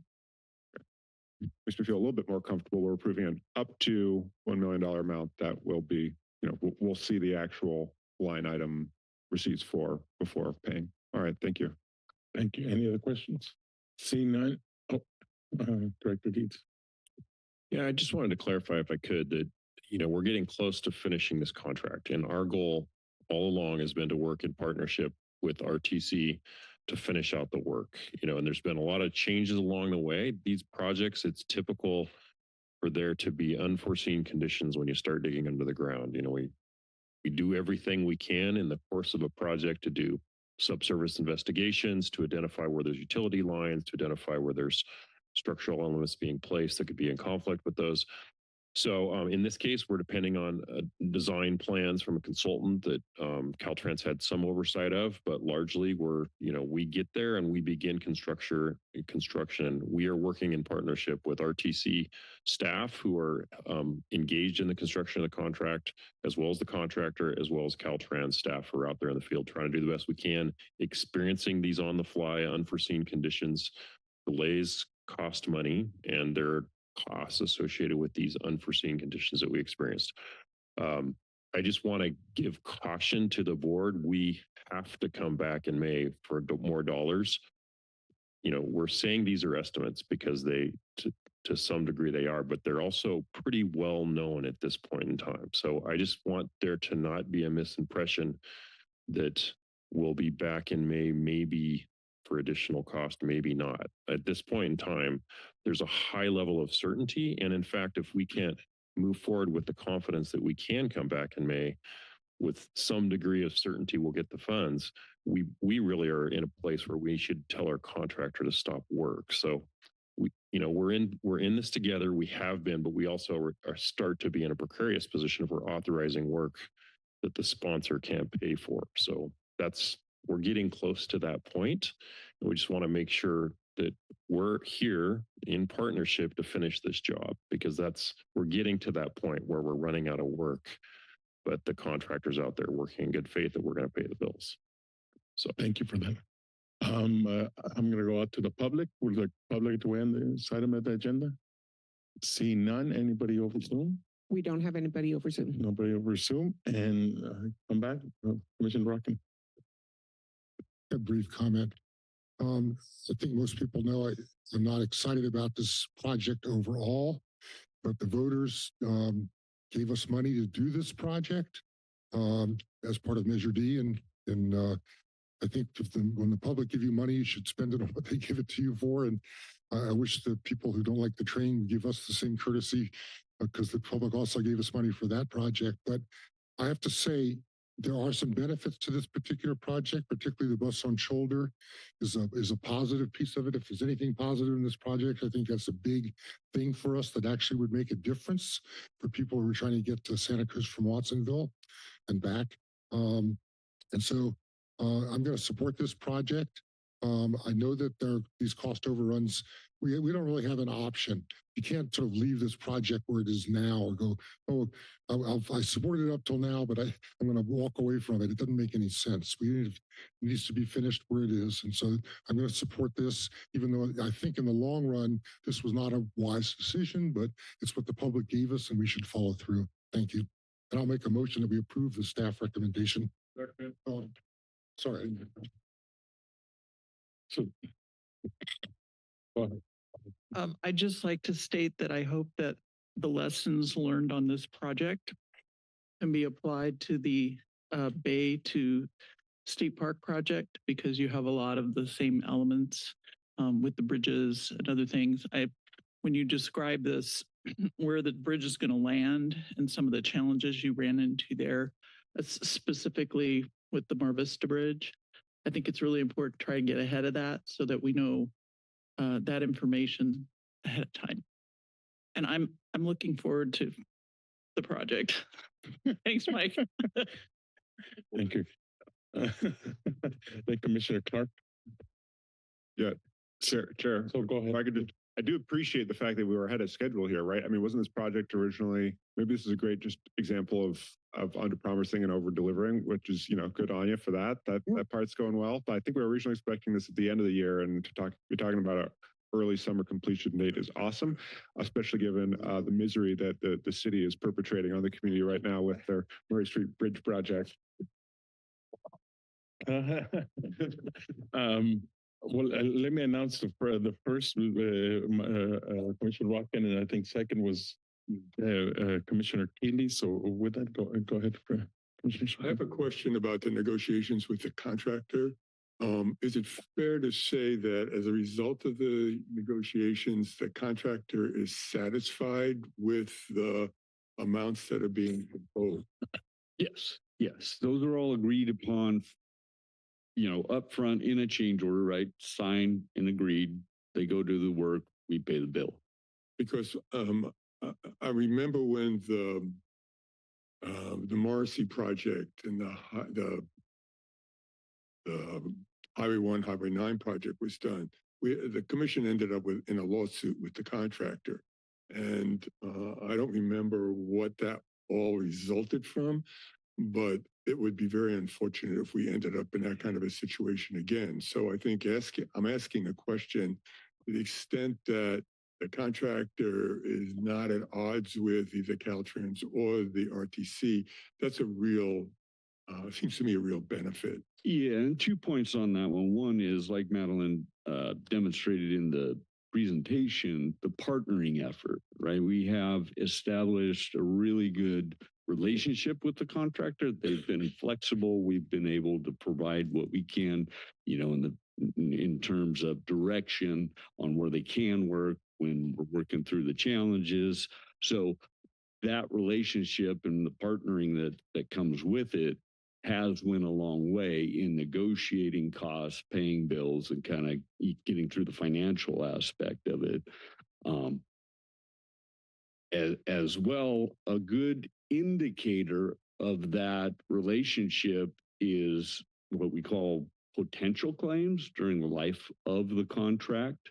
And I'm sure the example you're referring to, there probably were several of those initiated during the construction, which in this project, we have only had 2, one of which has been dropped, and the second one, which started out as, I think it was $3.1 million regarding aerially deposited lead that we found in the median that we had to figure out what to do with.